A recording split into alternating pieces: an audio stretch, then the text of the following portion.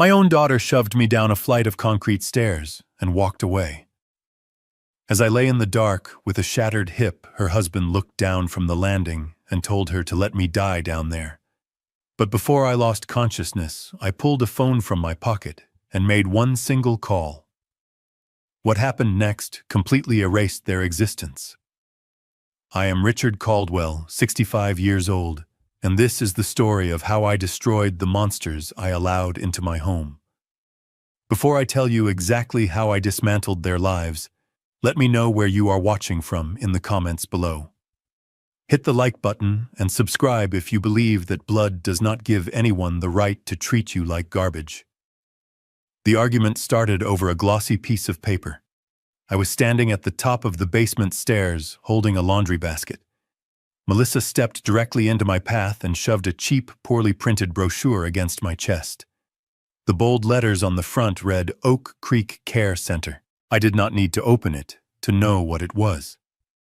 It was a state-funded low-income facility for the destitute. It was a place where forgotten people went to wait for the end. I looked at my 28-year-old daughter. She was wearing the diamond tennis bracelet I bought her for her college graduation.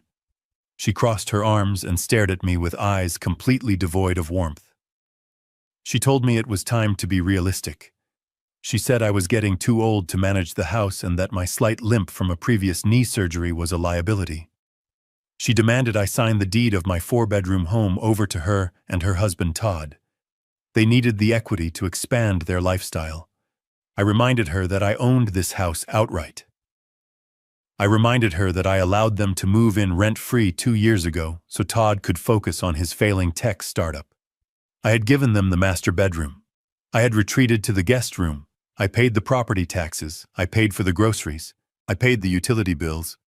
I asked her how she could possibly stand in my hallway and tell me I was the one who needed to leave. Todd stepped out of the kitchen. He was holding a cup of coffee I had brewed. He looked at me with a smirk that made my blood run cold. He told me I had until the end of the week to sign the transfer papers, or he would pack my belongings in garbage bags and leave them on the front lawn. He said I was legally a tenant and he would change the locks while I was out. I felt a surge of absolute disgust. I realized I was not talking to family. I was negotiating with parasites. I dropped the laundry basket. I told them both to pack their bags immediately. I told them the free ride was over and they had until midnight to vacate my property. I reached past Melissa to grab the landline phone on the hallway table. I was going to call the police to have them escorted out. Melissa panicked. Her face twisted into an ugly mask of rage. She did not just block my hand.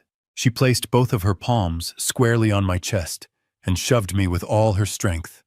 My heel caught the edge of the top step. Gravity took over instantly. I fell backward into the dark stairwell. My shoulders hit the sharp wooden edge of the 3rd step. I tumbled out of control.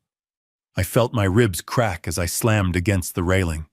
I hit the solid concrete floor at the bottom of the stairs with a sickening impact. The pain was instantaneous and blinding. A sharp, burning agony exploded through my right hip. I heard the bone shatter. The breath was completely knocked out of my lungs. I lay on the freezing concrete, staring up at the square of light at the top of the stairs. I could not move. Every attempt to shift my weight sent shockwaves of nausea through my nervous system. I tasted blood in my mouth where I had bitten my tongue. Through the ringing in my ears, I heard footsteps approach the edge of the landing. I forced my eyes open. Melissa and Todd were looking down at me. Melissa had her hand over her mouth. She looked scared, but not because I was hurt. She looked scared because of what she had done. Todd did not look scared at all. He looked annoyed. I tried to ask for help. My voice was just a ragged wheeze. Todd placed his hand on the doorknob. He looked down at me in the dark and delivered a sentence I will remember until the day I die. He said maybe now he will get the message, let him die down there. He pulled the door shut. The basement was plunged into absolute blackness. I heard the deadbolt slide into place with a heavy click. A moment later, I heard the muffled sound of their car engine starting in the driveway. They were leaving for their weekend anniversary trip. They were going to a luxury resort in Napa Valley, a trip I had paid for as a gift 3 months ago. They were leaving me in the dark with a shattered hip, fully expecting me to bleed out or die of dehydration before they returned on Sunday. The silence of the basement was heavy and oppressive. The physical pain was excruciating, but the emotional pain was a different kind of agony. I lay on the cold concrete and let the reality of the situation wash over me. I did not scream for help. There was no one to hear me. The thick walls of my house absorbed all sound. Screaming would only waste my energy. I closed my eyes and focused on my breathing. I had to separate the physical trauma from my mind. In that dark, freezing basement, Richard the father died. The man who had stayed up all night rocking a sick baby to sleep was gone. The man who had written endless checks to cover Todd's business mistakes was gone. The father who made excuses for his daughter's selfishness was dead on the concrete floor. In his place, a cold, calculating tactician woke up. I did not feel sorrow anymore. I did not feel the urge to cry. I felt a profound, icy clarity. I realized that my entire relationship with my daughter was a transaction. I was an automatic teller machine. When the machine stopped dispensing cash and refused to hand over the bank vault, they tried to destroy the machine. I was not going to let them destroy me. I was going to dismantle their lives with surgical precision. I knew exactly how fragile their world was because I was the only thing holding it up. Todd thought he was a brilliant entrepreneur. He thought he had secured millions in venture capital for his tech startup. He did not know that the anonymous holding company funding his dreams was entirely controlled by me. I had funneled my own retirement money into his business through a proxy to save his pride. That contract included severe morality clauses. I had the legal power to freeze every asset he possessed with a single signature. I forced my left hand into the pocket of my trousers. Every millimeter of movement felt like glass tearing through my hip. Sweat poured down my face in the freezing air. It took me 3 agonizing minutes to pull out my emergency cell phone. I gripped the device tightly. I did not dial emergency services first. If I called the police right now, they would arrest Melissa for simple assault. Todd would hire a lawyer using the startup funds I provided. They would post bail. They would fight me in court. They would claim it was an accident. I wanted them to lose everything. I wanted them to face total financial and social annihilation. I unlocked the phone and dialed a private number. It rang twice. Jonathan Pierce answered. Jonathan had been my corporate attorney for 30 years. He was a ruthless, brilliant man who helped me build and sell my logistics empire. He knew all my secrets. He knew the structure of the holding company. I spoke slowly, forcing the words out through the pain. I told him to execute Protocol Omega. Jonathan went completely silent for 2 seconds. Protocol Omega was a contingency plan we drafted years ago. It meant I was under severe threat and required immediate unilateral transfer of all my assets into an impenetrable trust. It meant activating the destruction clauses on all conditional investments, including Todd's company.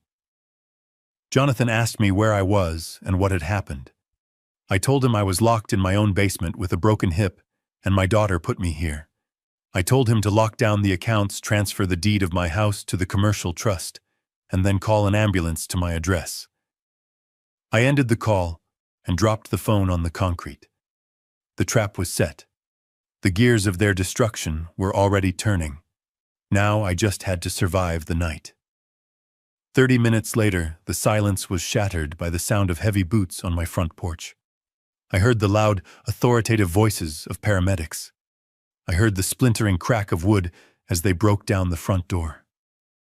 Heavy footsteps rushed down the hallway. The deadbolt on the basement door was smashed open. Flashlights cut through the darkness, blinding me. 2 paramedics rushed down the stairs, their radios crackling.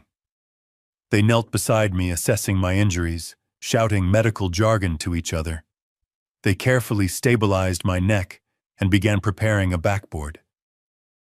A police officer walked down the stairs, shining his flashlight around the room. He looked at the locked door, then looked down at me. He asked me directly what happened and who locked the door. I looked at the officer. My hip was screaming in agony. My vision was blurring at the edges. I knew that one word from me would send squad cars to intercept Melissa and Todd on the highway. But that was not the plan. The plan required them to believe they had won. The plan required them to walk back into this house thinking they were the masters of the universe. I took a shallow breath and lied. I told the officer I tripped in the dark while carrying laundry.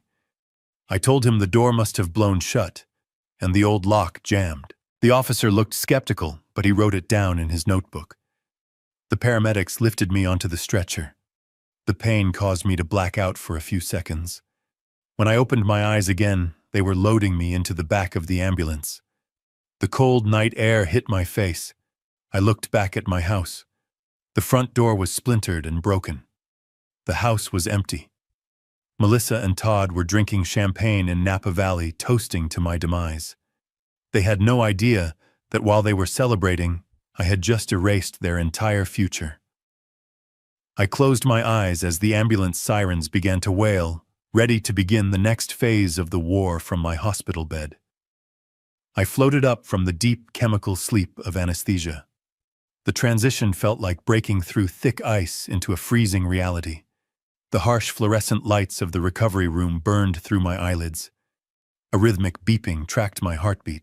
I tried to shift my weight, and a sharp jolt of absolute agony shot through my right side. My hip was heavily bandaged and throbbing with a dull heat. The surgeon had spent 4 grueling hours reconstructing my shattered bone with titanium plates and heavy medical screws. I was trapped in this hospital bed, temporarily crippled, but my mind was sharper than it had been in decades. I looked at the digital clock mounted on the pale green wall. It was Tuesday morning. 2 days had passed since my daughter shoved me down the stairs. 2 days since Melissa and Todd locked the door and left me. They were still in Napa Valley, sipping expensive wine on my dime, completely unaware that the ground beneath their feet was about to open up and swallow them whole. A heavy knock broke my concentration. The door swung open, and a man in a wrinkled gray suit walked into the room. He held a thick manila folder in his left hand and a steaming paper cup of coffee in his right. He flashed a silver badge clipped to his leather belt. He introduced himself as Detective Lawson from the local precinct. He had a weathered face and intensely observant eyes. He pulled a plastic chair to the side of my bed and sat down without offering any empty sympathies. He opened the folder and took out the incident report filed by the responding officers. He looked at me with a cold, calculating gaze. He told me the paramedics had to use a heavy steel battering ram to destroy my front door. He said they found me unconscious at the bottom of the basement stairs with a severe compound fracture. Then he leaned forward, rested his elbows on his knees, and stated the most glaring inconsistency in the entire police report. He said the basement door was deadbolted from the hallway side. Detective Lawson asked me how a grown man goes down to the basement to do laundry and somehow locks a heavy deadbolt behind himself from the outside. He watched my face closely for any sign of panic or deception. He told me the responding officer noted that my large house was completely empty. He asked exactly where my daughter and son-in-law were during the incident. He was fishing for the truth. He suspected elder abuse. His professional instincts were perfectly accurate.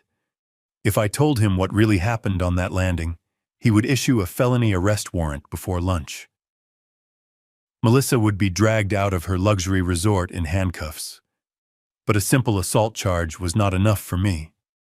The broken justice system would offer her a favorable plea deal. Todd would use the tech startup money I secretly provided to hire a brilliant defense attorney.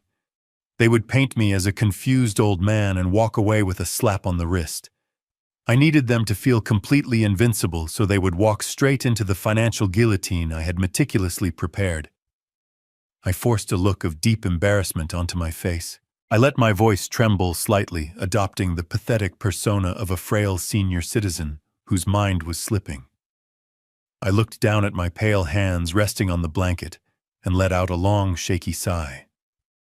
I told Detective Lawson that I was simply becoming clumsy in my old age. I explained that the house was built decades ago and the basement door had a faulty, unpredictable latch.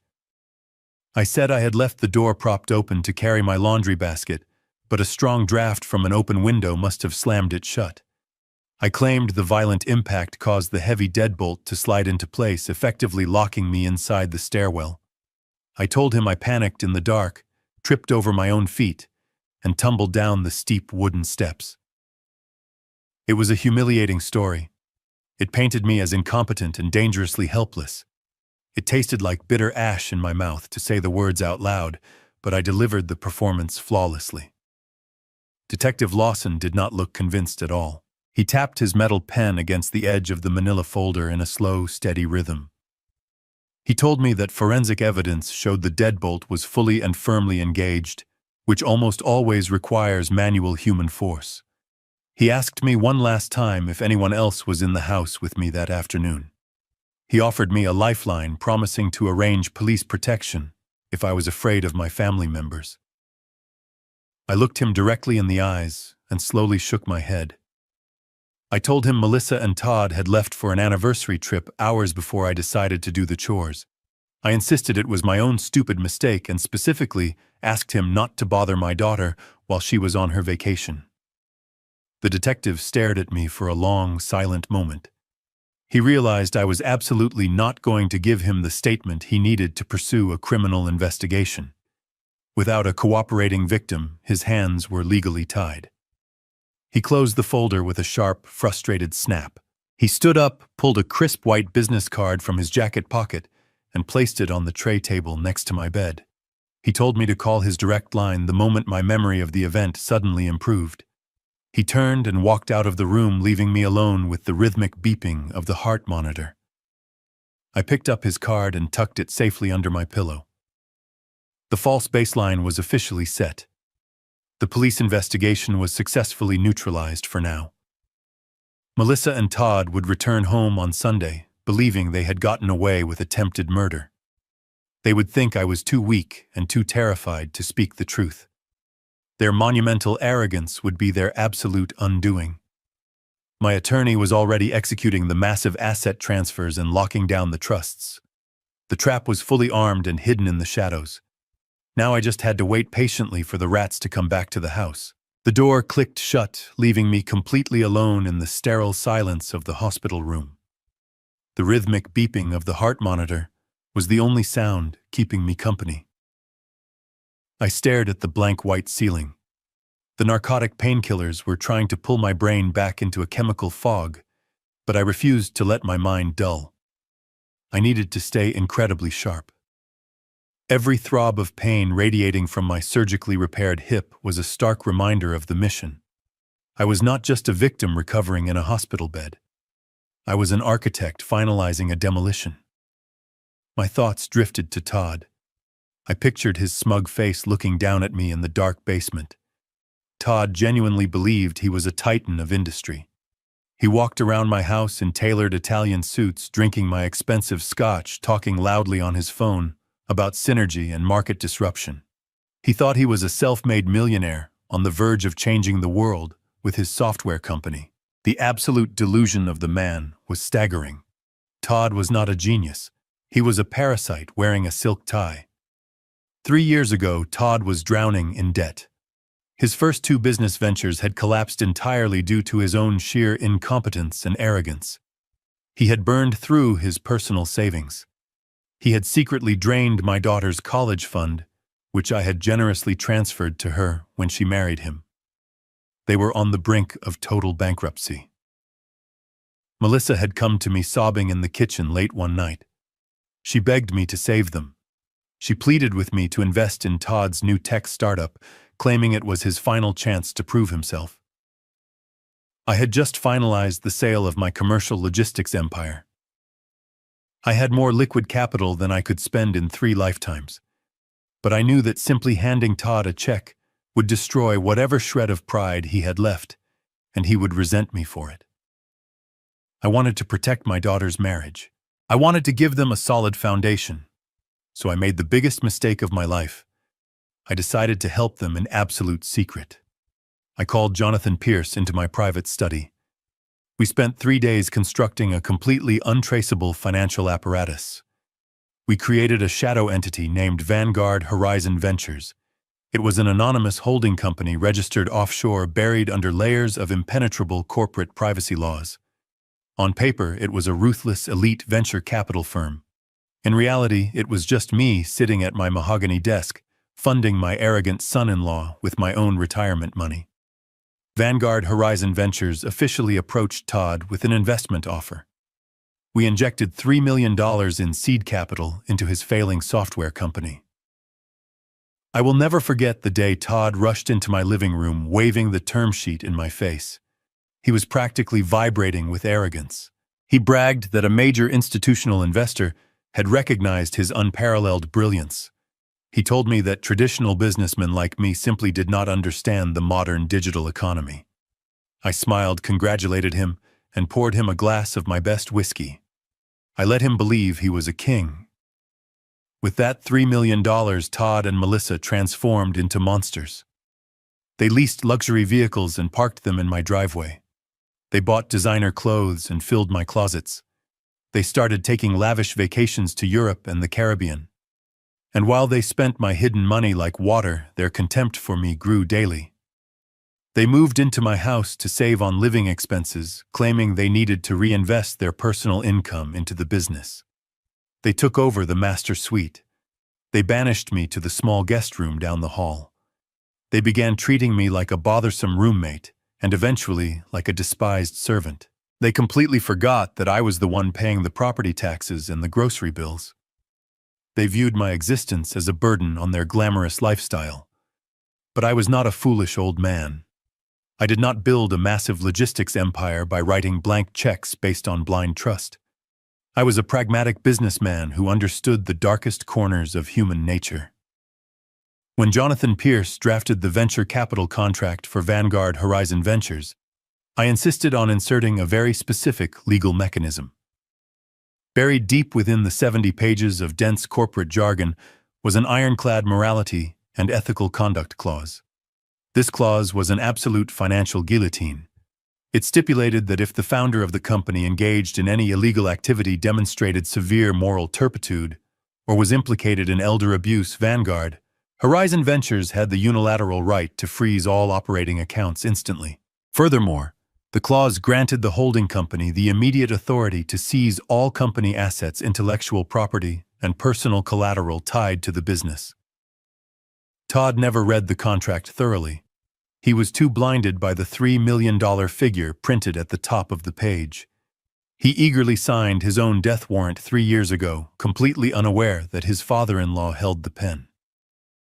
When I lay bleeding on the freezing concrete of my basement and told Jonathan Pierce to execute Protocol Omega, I pulled the lever on that guillotine. At this exact moment, while Todd was likely sitting by a resort pool in Napa Valley, a team of forensic accountants and aggressive corporate lawyers were locking down his entire existence.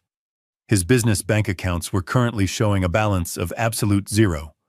His corporate credit cards were dead pieces of plastic. The servers hosting his software were being legally seized. He was a completely ruined man. He just had not checked his email yet. I looked up at the digital clock on the hospital wall. It was nearly noon. Their anniversary trip was scheduled to end today. The luxury resort would have tried to charge his corporate card for the final bill. The card would decline. He would try another. It would also decline. Panic would set in. They would rush back to the city, confused and terrified by the sudden collapse of their wealth. And then they would remember the old man they left locked in the basement. They would come rushing to the hospital. They needed me now more than ever. They needed my house. They needed me to sign the property deed over to them so they could quickly sell it to cover the sudden, inexplicable evaporation of their finances. They would walk through that hospital door, wearing perfect masks of deep concern. Melissa would hold my hand and pretend to cry. Todd would stand in the corner playing the supportive husband. They would bring the low-income nursing home transfer papers, ready to force my signature through intimidation. I adjusted my posture against the stiff hospital pillows. I took a deep breath, ignoring the sharp pain radiating from my ribs. I was completely ready for them. I had spent my entire life building businesses, but this was going to be my ultimate masterpiece. I was going to look my daughter directly in the eyes, smile gracefully, and give her exactly what she wanted, knowing it would drag her straight into a hell of her own making. The heavy wooden door to my hospital room swung open with a dramatic bang. Melissa rushed into the room, gasping for air as if she had just run a marathon. Todd followed closely behind her. They were both still wearing their expensive resort clothing from Napa Valley. Melissa had a designer silk scarf wrapped around her neck, and her face was flushed. She immediately threw herself across my bed, burying her face into my shoulder, and bursting into loud theatrical sobs. She cried out my name, wailing about how terrified she was when she received the phone call from the hospital. Todd stood at the foot of the bed, placing a comforting hand on her back and putting on a mask of deep, solemn concern. A young floor nurse had followed them into the room carrying a clipboard. She looked at my daughter with complete sympathy. The nurse gently touched Melissa on the arm and whispered that I was going to be fine, explaining that the surgery was a success. Melissa looked up at the nurse with tears streaming down her perfectly made-up face. She thanked the nurse profusely, playing the role of the devoted, heartbroken daughter to absolute perfection. She talked about how much they loved me, and how they had rushed back from their anniversary trip the absolute second they heard the terrible news. I lay perfectly still against the stiff hospital pillows. I endured the sickening weight of her body against my shattered hip. I did not say a word. I just watched the performance play out, completely fascinated by the sheer magnitude of her sociopathic lying. The nurse checked my intravenous drip, gave us a warm smile, and quietly backed out of the room, closing the heavy door behind her. The click of the latch echoed in the silent room. The transformation was instantaneous and terrifying. The very second the door clicked shut, Melissa stopped crying. She pushed herself off my chest, wiped the fake tears from her cheeks, and smoothed out the wrinkles in her expensive silk blouse. The look of deep concern completely vanished from Todd's face, replaced immediately by a look of cold, calculating irritation. He checked his heavy gold watch, crossed his arms, and leaned against the cold cinder-block wall. The loving family illusion evaporated, leaving only the two parasites I had allowed into my home. Melissa pulled a sleek leather folder from her designer handbag and tossed it onto my tray table. It landed with a heavy, authoritative thud. She opened it to reveal a stack of legal documents and the same glossy brochure for the Oak Creek Care Center that had started this entire nightmare 2 days ago. She pulled a silver pen from her purse and placed it deliberately next to the papers. She did not ask how my surgery went. She did not ask about my pain. She looked directly into my eyes, with a gaze as cold as absolute zero. She told me that the doctors said I would need months of physical therapy and round-the-clock care. She stated that neither she nor Todd had the time or the inclination to be my nurses. She tapped her perfectly manicured fingernail against the top document. It was a voluntary transfer of medical and financial power of attorney paired with admission papers for the low-income state facility. It also included a quitclaim deed, completely surrendering my 4-bedroom home to her. I looked at the papers and then looked back at her. I asked her what made her think I would ever sign away my life to the people who left me to die on a concrete floor. Todd let out a short, cruel laugh from the corner of the room. He walked over to the side of my bed and looked down at me with absolute contempt. He told me that I did not have a choice anymore. He said they had already spoken to the police downstairs. He smiled a wicked, triumphant smile and thanked me for lying to the detective. He told me that my story about tripping in the dark and locking myself in the basement was the greatest gift I could have ever given them. Melissa leaned in incredibly close to my face. I could smell the expensive wine on her breath. Her voice dropped to a vicious serpentine whisper. She told me that if I did not sign these papers voluntarily right now, she was going to go straight to a judge. She said she would use my own police statement against me to prove that I was suffering from severe dementia and cognitive decline. She threatened to declare me legally incompetent and a danger to myself. She promised that if she had to take emergency conservatorship through the courts, she would not put me in the Oak Creek Care Center. She promised she would find the absolute worst, most underfunded psychiatric ward in the entire state and lock me away in a room with padded walls where no one would ever hear from me again. She picked up the silver pen and pressed it into my right hand. She curled my fingers around the cold metal. She told me to stop being stubborn and accept my new reality. She said I had lived a good life, but my time was over, and it was their turn to enjoy my wealth. She commanded me to sign the documents and be grateful they were even bothering to handle my transition. This was the exact moment I had been waiting for. I needed them to believe they had completely broken my spirit. I needed them to feel a false sense of absolute victory. I let my hand begin to shake violently. I let my breathing become rapid and shallow, simulating a panic attack. I darted my eyes between the two of them, projecting pure, unadulterated terror. I squeezed my eyes shut and forced a single, pathetic tear down my cheek. I whispered that they could not do this to me. I begged them in a frail, broken voice to let me go home. Todd sneered in disgust. He grabbed the back of my hospital bed and shook it slightly, sending a flare of blinding pain through my hip. He told me to shut up and sign the damn papers before they left me to rot in this bed. I kept my hand shaking.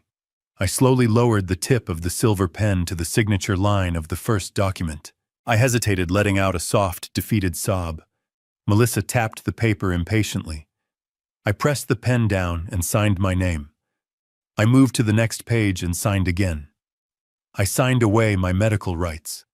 I signed the admission forms for the wretched nursing home. I signed the quitclaim deed to my beautiful house.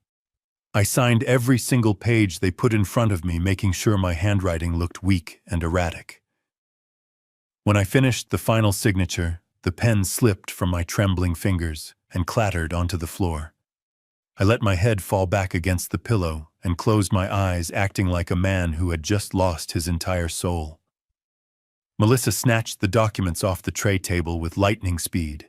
She quickly inspected every single signature, a look of pure, greedy ecstasy spreading across her face. She slid the papers back into her leather folder and snapped it shut. She looked at Todd and nodded. The transaction was complete. They had extracted everything they wanted from me. Melissa did not offer a single word of comfort. She did not say goodbye. She turned her back on me and walked briskly toward the door. Todd followed her, pausing only to look back at me one last time. He gave me a mocking salute, smiled his arrogant smile, and stepped out into the hallway. The heavy wooden door swung shut, leaving me alone in the silence once again. I opened my eyes. The shaking in my hands instantly stopped. The pathetic, terrified expression completely vanished from my face. I reached under my hospital pillow and pulled out the burner phone I had hidden there. The papers I had just signed were completely legally meaningless. They were entirely void. They were void because 12 hours ago my attorney, Jonathan Pierce, had already legally transferred all of my assets, including the house, into an irrevocable commercial trust that I did not directly control. Furthermore, my medical power of attorney had already been legally transferred to Jonathan Pierce early this morning. Melissa and Todd thought they were walking out of this hospital as millionaires. They thought they owned my home. They thought they controlled my medical destiny. In reality, they were walking out holding a folder full of worthless paper, heading back to a house they no longer owned, funded by a company that had just been legally seized. I dialed Jonathan Pierce's number. The illusion was over. It was time for the midnight escape. The digital clock on the wall read 11:45. The hospital ward was completely silent, except for the low hum of the ventilation system and the occasional squeak of a nurse walking down the hallway. In exactly 8 hours, a transport van from the Oak Creek Care Center would arrive to take me away. Melissa had scheduled it for 8 in the morning, wanting to dispose of me before she and Todd even woke up to enjoy their stolen house. They believed I was trapped. They believed my spirit was broken, and my assets were theirs. I lay in the dim light, staring at the ceiling, waiting for the cavalry I had summoned. At exactly midnight, the heavy door to my room opened with a soft click. It was not a nurse checking my vitals. A tall man, in a flawlessly tailored charcoal suit, stepped into the room.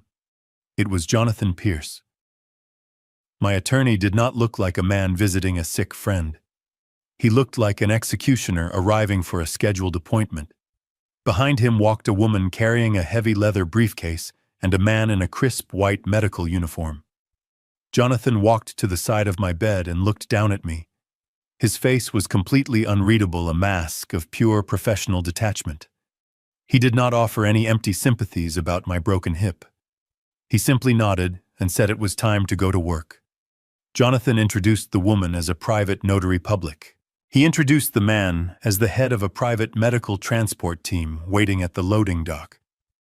Jonathan snapped his briefcase open and placed a thick stack of documents on my tray table. These were not the cheap downloaded forms Melissa had shoved in my face hours earlier. These were ironclad, heavily drafted legal instruments designed to completely dismantle my daughter's entire future. Jonathan handed me a heavy gold fountain pen. He explained the first document. It was a complete and immediate revocation of the medical and financial power of attorney I had just signed for Melissa. Because I was currently of sound mind and signing in the presence of an independent legal notary, the documents Melissa held were instantly rendered null and void. I gripped the pen firmly. My hand did not shake this time. I signed my name with heavy, deliberate strokes. The notary stamped the page, sealing my daughter's fate. Jonathan moved to the next document. It was the formal activation of the commercial trust. He explained that as of this exact moment, my 4-bedroom house was legally owned by a corporate entity that I did not directly manage. Melissa's quitclaim deed was completely worthless because I no longer owned the property to give it away. The new corporate owners had already issued a formal notice to vacate, which would be delivered to the house in exactly 48 hours. I signed the transfer papers. The notary stamped them. Then came the final and most devastating piece of paperwork. Jonathan pulled out the Vanguard Horizon Ventures executive ledger. He pointed to the clause governing Todd's tech startup. He confirmed that the morality clause had been triggered the moment I called him from the basement. However, this document authorized the immediate liquidation of all company assets to recover my initial $3 million investment. By signing this paper, I was giving Jonathan the legal authority to drain Todd's business accounts, seize his servers, and lock him out of his own office building before sunrise. I looked at the signature line. I thought about Todd telling my daughter to let me die on the concrete floor. I did not hesitate for a single second. I signed the paper. The notary stamped it. The financial guillotine was officially armed and ready to drop. Jonathan gathered the documents and placed them safely inside his leather briefcase. He looked at me and said the legal wall was built. Now we had to get me out of the hospital before the morning shift arrived. The medical transport specialist stepped forward. He calmly explained that he had already coordinated my discharge with the hospital administration. Because I was legally sound and under the care of a private physician hired by Jonathan, the hospital had no authority to hold me. I was leaving against medical advice which completely bypassed the transfer orders Melissa had arranged. The specialist signaled into the hallway. 2 more medical technicians entered the room pushing a high-end specialized transport stretcher.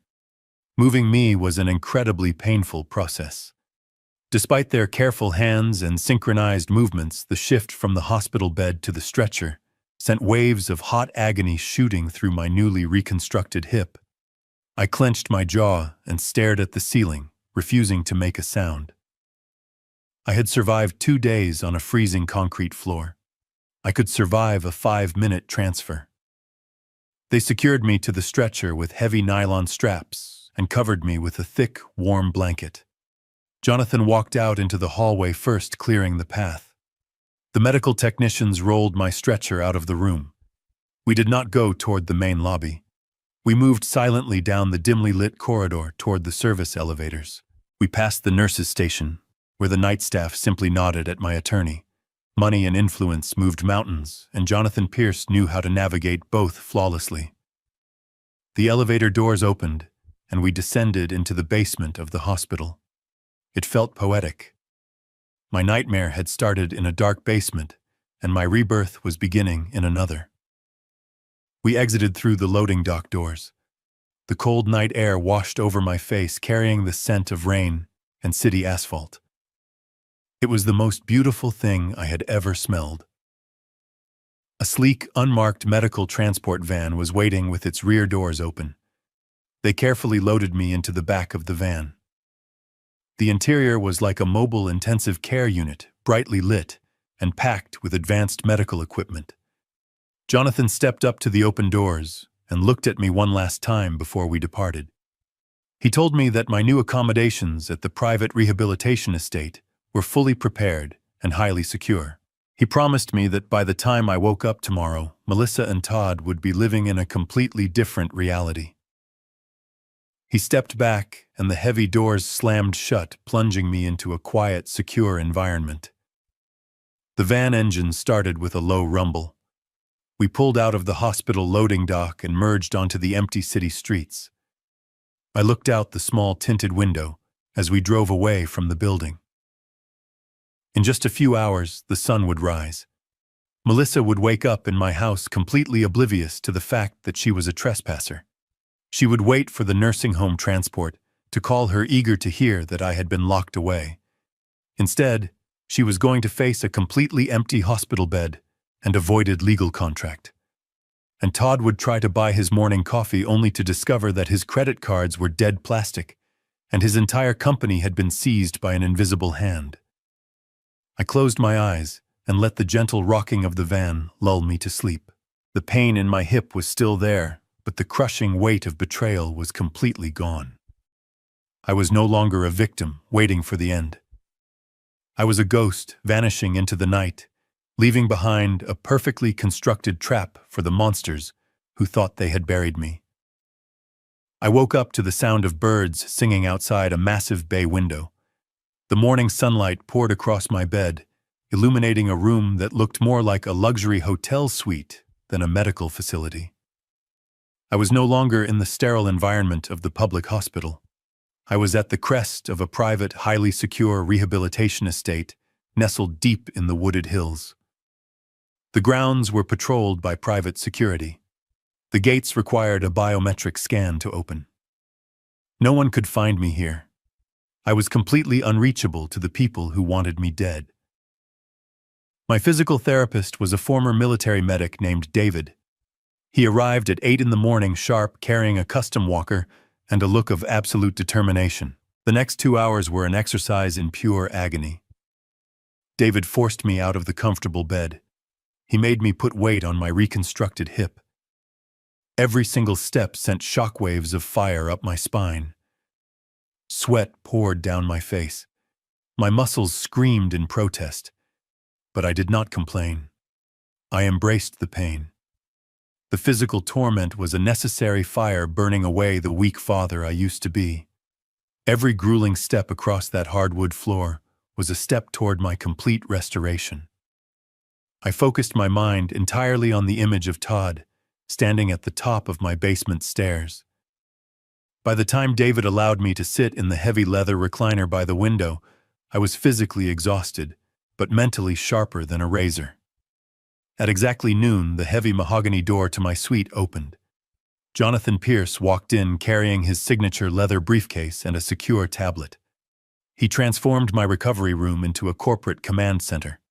He pulled a chair up to my recliner and opened his briefcase. The peaceful view of the manicured gardens outside was a stark contrast to the absolute financial slaughter we were orchestrating inside. Jonathan handed me a cup of black coffee and placed a thick stack of finalized legal documents on the small table beside me. Jonathan briefed me on the morning activities. He told me the commercial trust had officially absorbed the deed to my house. The state registry was fully updated. Melissa and Todd were now legally occupying a property owned by a faceless corporate entity. Jonathan smiled a cold, professional smile. He informed me that he had just dispatched the official 72-hour eviction notice via a private process server. The clock was officially ticking on their fraudulent domestic bliss. I set my coffee cup down and picked up the heavy gold pen. Jonathan placed the first document in front of me. It was the formal asset seizure authorization for Vanguard Horizon Ventures.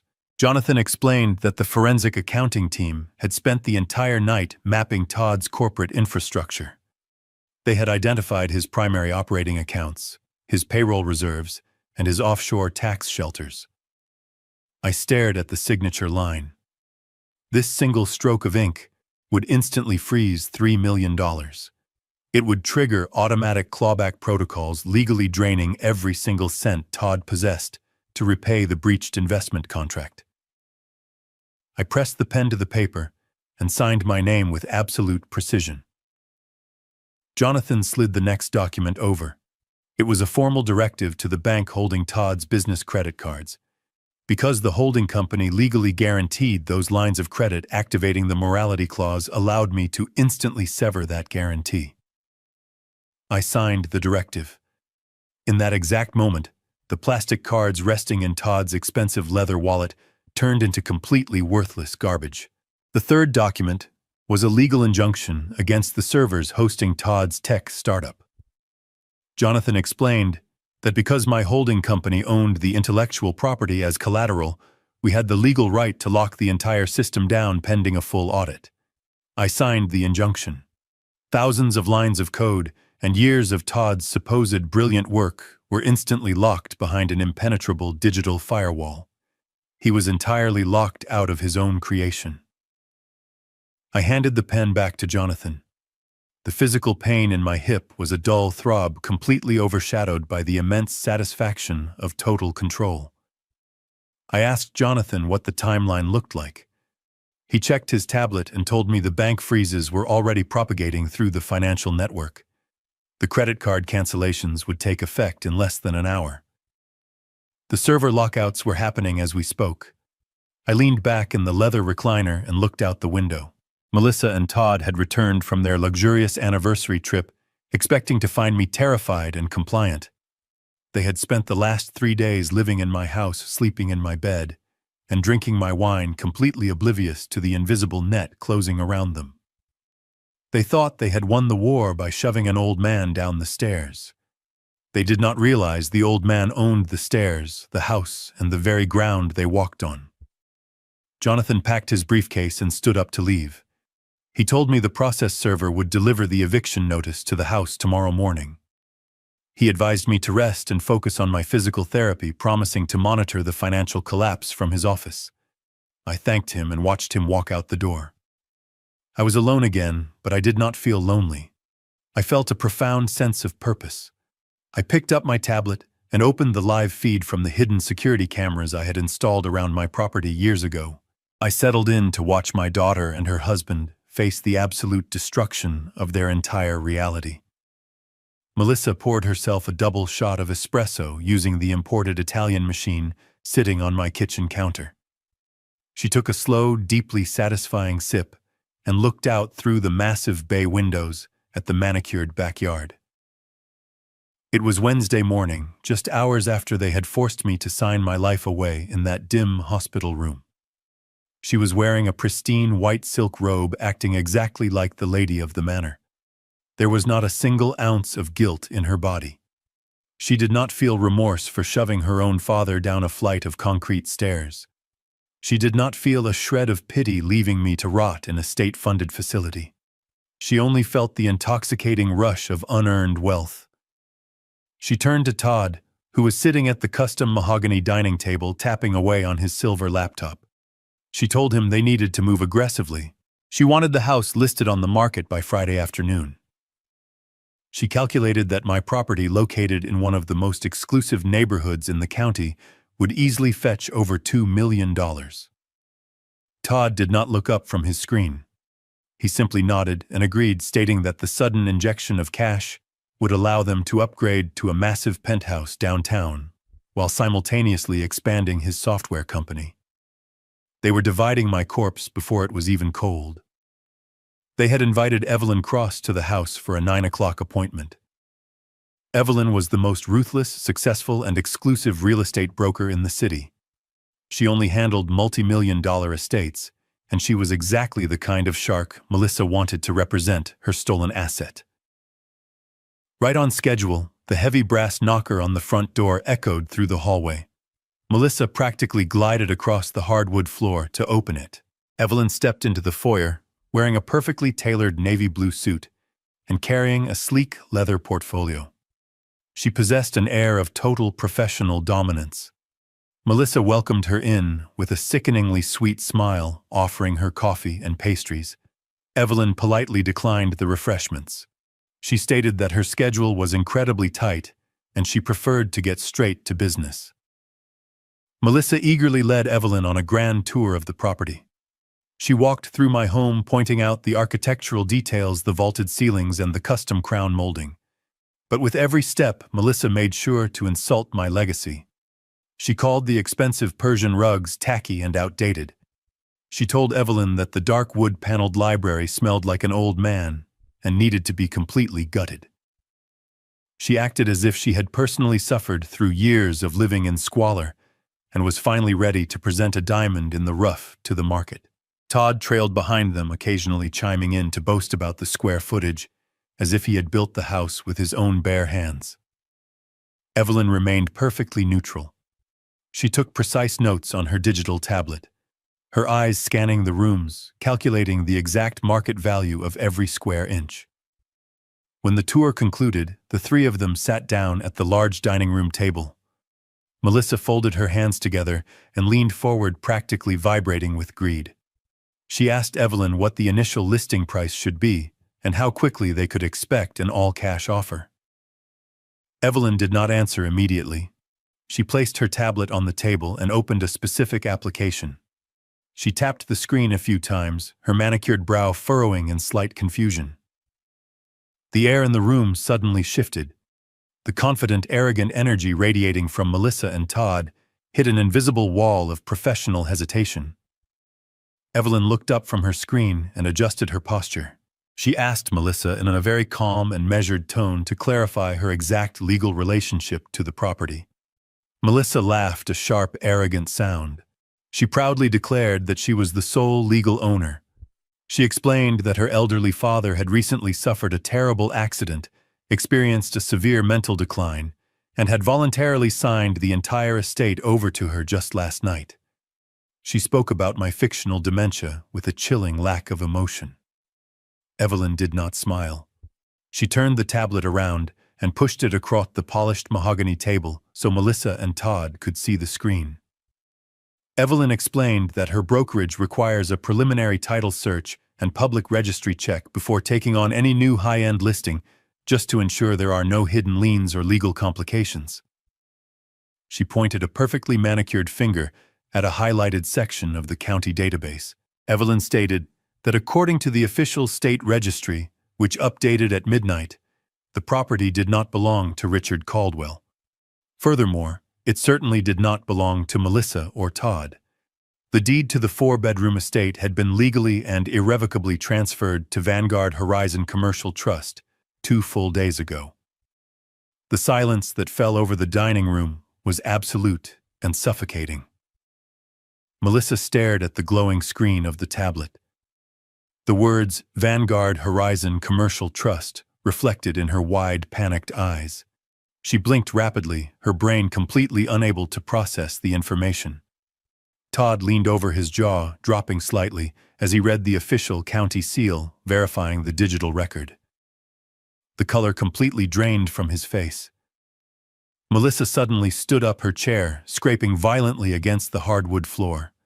Her voice cracked as she yelled that the database was wrong. She shouted that it was a clerical error, a stupid bureaucratic mistake. She practically sprinted to her designer handbag resting on the kitchen counter. She frantically dug through it and pulled out the leather folder containing the papers I had signed in the hospital. She rushed back to the table, pulled out the quitclaim deed, and slammed it down in front of Evelyn. She pointed at my shaky signature, screaming that she had the physical proof of ownership right there in black and white. Evelyn did not flinch. She was a professional who dealt with legal disputes constantly. She calmly picked up the hospital document and reviewed it for exactly 10 seconds. Then she placed it back on the table and delivered the most devastating sentence my daughter had ever heard. Evelyn explained that a quitclaim deed only transfers the interest a person holds in a property at the exact moment of signing. She looked Melissa directly in the eyes and stated that when Richard Caldwell signed that paper at the hospital last night, he did not own the house. He had already transferred the property to the commercial trust a day prior. Therefore, the hospital document was completely worthless. It was a legally void piece of paper transferring absolutely nothing. Todd grabbed the edge of the table. He started to hyperventilate. The realization hit him like a freight train. He recognized the name Vanguard Horizon. That was the exact same shadowy corporate entity that held the puppet strings to his entire software company. The invisible hand that funded his life was the same hand that now owned the roof over his head. Evelyn stood up, her expression entirely cold and detached. She slid her tablet into her leather portfolio and snapped it shut. She informed them that it is a severe federal offense to attempt to sell a property they do not legally own. She stated that her brokerage would have absolutely nothing to do with this fraudulent listing.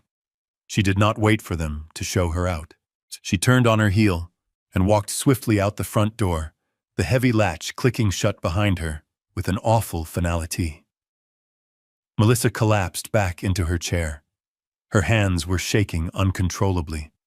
The illusion of her grand, wealthy future shattered into a million irreparable pieces. She looked across the table at Todd. His arrogant smirk was completely gone. He was staring blankly at the wall, his chest heaving with panic. They were not millionaires preparing to buy a penthouse. They were trespassers sitting in a house owned by a hostile corporation. And they were about to discover that the loss of the house was only the first wave of the tsunami. I watched the live security feed on my tablet as the front door of my house slammed shut. Evelyn, the real estate broker, was gone, leaving my daughter and her husband in a state of absolute shock. Through the hidden camera in the living room, I watched Todd pace back and forth like a trapped animal. The arrogant smirk he usually wore was completely wiped from his face. He ran his hands through his hair and started shouting at Melissa. He told her that Vanguard Horizon Commercial Trust was nothing but a shell company trying to steal their asset. He believed the world still bowed to him. He grabbed his car keys off the kitchen counter. He told his wife he was driving downtown to his office. He promised her he was going to wire a massive financial retainer to the most ruthless litigation firm in the city. He thought he was going to hire an army of corporate lawyers to crush the trust and take my house back by force. He marched out the door fully believing that his tech startup money made him invincible. Todd drove his expensive leased sports car to the downtown business district. I knew exactly what his office looked like because my hidden money had paid for every single square inch of it. He leased the top floor of a premium high-rise. He had decorated it with imported Italian marble floors, floor-to-ceiling glass walls, and ridiculously expensive ergonomic furniture. He wanted to project the image of a visionary tech billionaire. He stormed out of the private elevator and walked past his receptionist without even acknowledging her existence. He was a tyrant who treated his employees with the same condescending contempt he had shown me in the basement. He locked the heavy glass door to his corner office, threw his jacket onto the leather sofa, and opened his sleek silver laptop. He immediately picked up his desk phone and called a high-powered defense attorney he had met at a country club. He promised the lawyer a $100,000 wire transfer by the end of the hour to initiate an aggressive lawsuit against the trust. He put the lawyer on speakerphone and confidently typed the web address for his executive corporate banking portal. He navigated to the primary operating account of his software company. This was the massive vault that held the remaining balance of the $3 million I had secretly invested to save his pathetic life 3 years ago. Todd rapidly typed in his complex authorization credentials and hit enter, fully expecting to see a screen filled with commas and zeros. The web page loaded for 3 agonizing seconds. Then the screen did not display his balance. A bright, glaring red banner flashed completely across the top of his expensive monitor. The text read, "Error code 704. Account frozen. Status restricted. Available balance $0.00." Todd stopped breathing. He stared at the screen, his brain entirely unable to process the visual information. He quickly refreshed the web page. He typed his secure password a second time, hitting the keys so hard they clattered loudly in the quiet office. The exact same red banner appeared. A cold sweat broke out across his forehead. He navigated to the secondary payroll account used to pay his engineers. It was completely locked. The balance was 0. He checked his offshore tax shelter. Access denied. Every single digital vault associated with his name had been instantly and violently emptied. He hung up the phone on the high-powered lawyer without saying a single word. His hands began to shake uncontrollably. He grabbed his cell phone and dialed his elite platinum business banker. He aggressively bypassed the automated menu system and demanded to speak to the regional corporate manager immediately. The regional manager answered the phone. The man's tone was not the usual groveling, eager submission Todd was accustomed to hearing. The manager's voice was ice-cold, purely administrative, and utterly devoid of respect. Todd practically screamed into the receiver.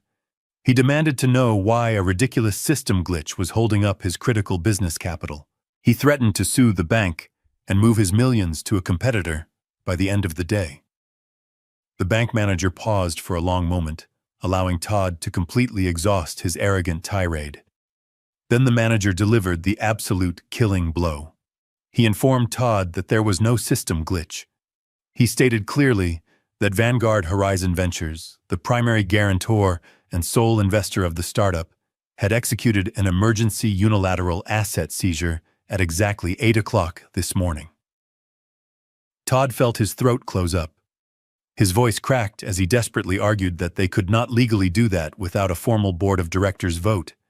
He shouted that he was the chief executive officer and he demanded the freeze be lifted immediately.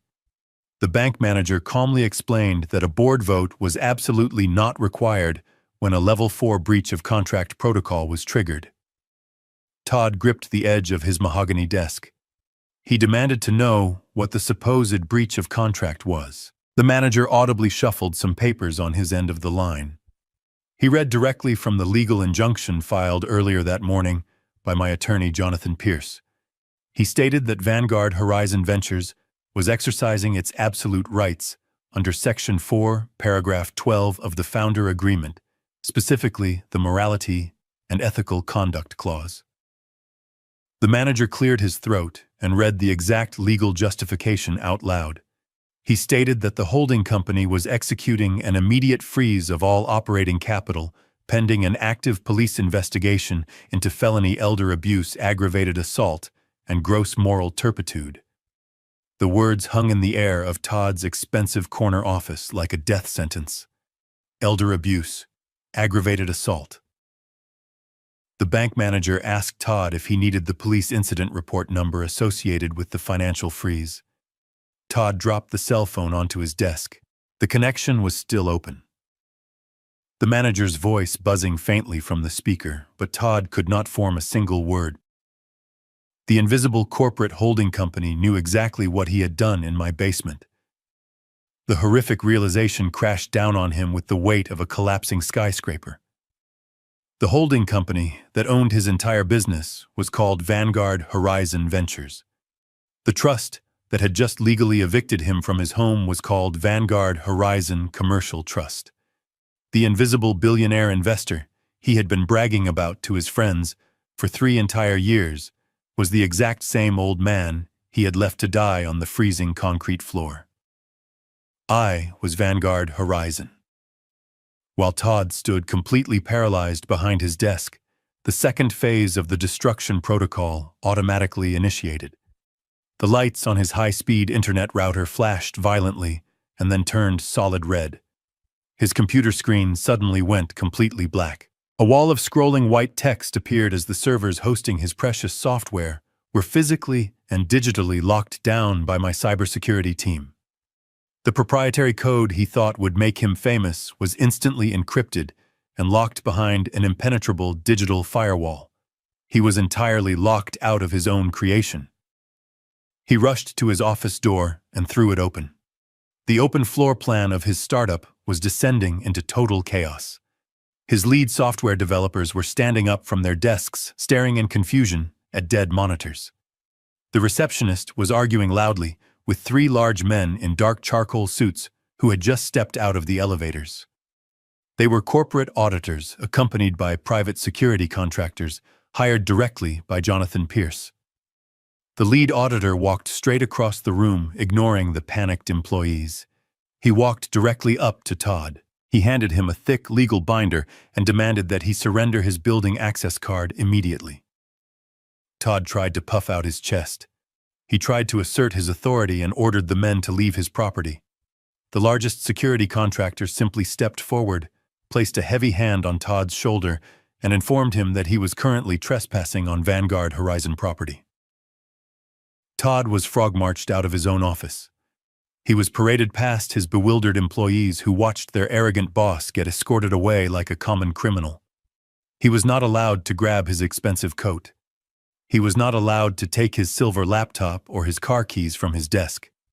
He was shoved into the public elevator and sent down to the street level with absolutely nothing but the clothes on his back. Back in my secure recovery suite, my cell phone vibrated on the table. It was a secure text message from Jonathan Pierce. The message contained exactly 2 words: target neutralized, target. I smiled, picked up my cup of black coffee, and took a slow, deeply satisfying sip.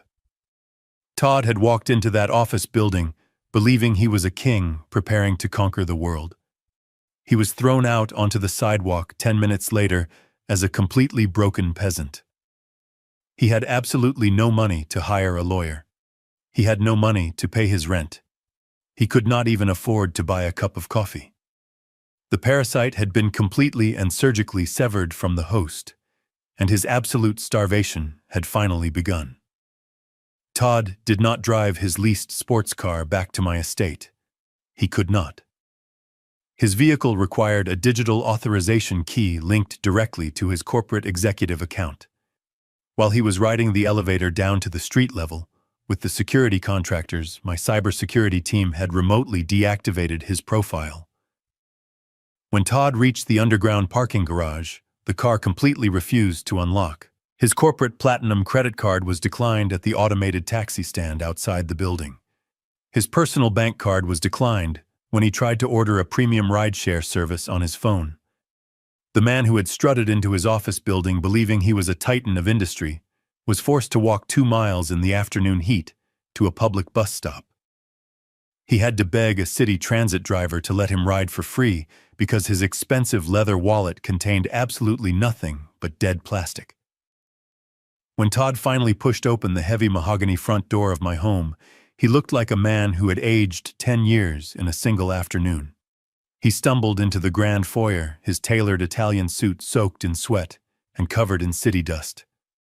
Melissa was sitting on the custom velvet sofa in the living room, nervously tapping her designer fingernails against her phone screen. She took one look at her husband's pale, defeated face and immediately demanded to know what the lawyers had said. She asked him how quickly they could file an injunction against the commercial trust and get the house back on the market. Todd collapsed into an armchair across from her. He could not even look her in the eye. He stared at his expensive shoes and delivered the news in a hollow, trembling voice. He told her there were no high-powered lawyers. He told her the business operating accounts were completely frozen. The executive credit lines were canceled, and the software servers were physically locked. He finally looked up at his wife, his eyes wide with absolute terror, and explained the most devastating truth of all. He told her that the anonymous billionaire investor they had worshipped for the past 3 years was not a stranger. It was her father. It was me. Melissa froze. The color completely drained from her face. She tried to speak, but only a dry gasp escaped her lips. Todd continued, his voice cracking with pure panic. He explained that my holding company had triggered a severe morality clause. He told her that I knew exactly what they had done in the basement. I had somehow orchestrated this entire financial slaughter from my hospital bed. They were completely and entirely broke. They did not have enough money to buy a single loaf of bread, let alone hire a corporate defense attorney to fight a billionaire trust. Melissa's initial shock rapidly morphed into a blinding, venomous rage. She absolutely refused to accept defeat. Her sheer arrogance simply would not allow her to believe that the old man she had shoved down the stairs had outsmarted her so thoroughly. She jumped up from the velvet sofa and began pacing the living room like a trapped animal. She shouted that I was bluffing. She screamed that I was just a weak, senile old man who was throwing a pathetic temper tantrum. She desperately convinced herself that I was still physically trapped in that hospital bed, heavily medicated and completely under her legal control. She snatched her cell phone from the coffee table. She told Todd to stop crying like a pathetic child. She declared that she still held the absolute medical and financial power of attorney. She said she was going to call the hospital administration right now, order the doctors to declare me legally incompetent, and force the bank to unfreeze the accounts under her authority. She dialed the main number for the hospital, her hands shaking violently with adrenaline and fury. The phone rang 3 times before a senior administrative nurse answered the call. Melissa did not offer a polite greeting. She launched directly into a vicious, demanding tirade. She aggressively identified herself as the legal guardian and sole power of attorney for Richard Caldwell. She demanded to be transferred to my recovery room immediately. She shouted that she needed to speak to the attending physician right this second to authorize a forced psychiatric evaluation. The nurse on the other end of the line remained perfectly calm, completely immune to Melissa's hysterical demands. The nurse asked Melissa to hold for a moment while she accessed the digital patient records. The silence on the line stretched for 30 agonizing seconds. Melissa tapped her foot impatiently, glaring at Todd, silently promising him that her aggressive tactics were about to fix his massive failure. The nurse returned to the line. Her voice was ice-cold and entirely professional. She informed Melissa that Richard Caldwell was no longer a registered patient at their medical facility. Melissa stopped tapping her foot. She gripped the phone tighter, her knuckles turning white. She demanded to know what the nurse meant by that statement. She asked if I had been transferred to the low-income state nursing home ahead of schedule. She aggressively demanded the address of the new facility immediately. The nurse corrected her with absolute bureaucratic precision. She stated that Richard Caldwell was not transferred to any state facility. She explained that at exactly midnight, I had been formally discharged against medical advice. I had walked out of the hospital, or rather rolled out in a private medical transport, accompanied by my own personal legal counsel. Melissa completely lost her temper. She screamed into the phone that the hospital had committed a massive illegal act.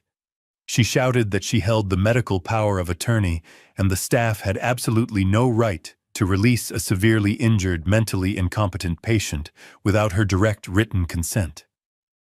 She threatened to sue the hospital, the nurses, and the entire medical board for criminal negligence and malpractice.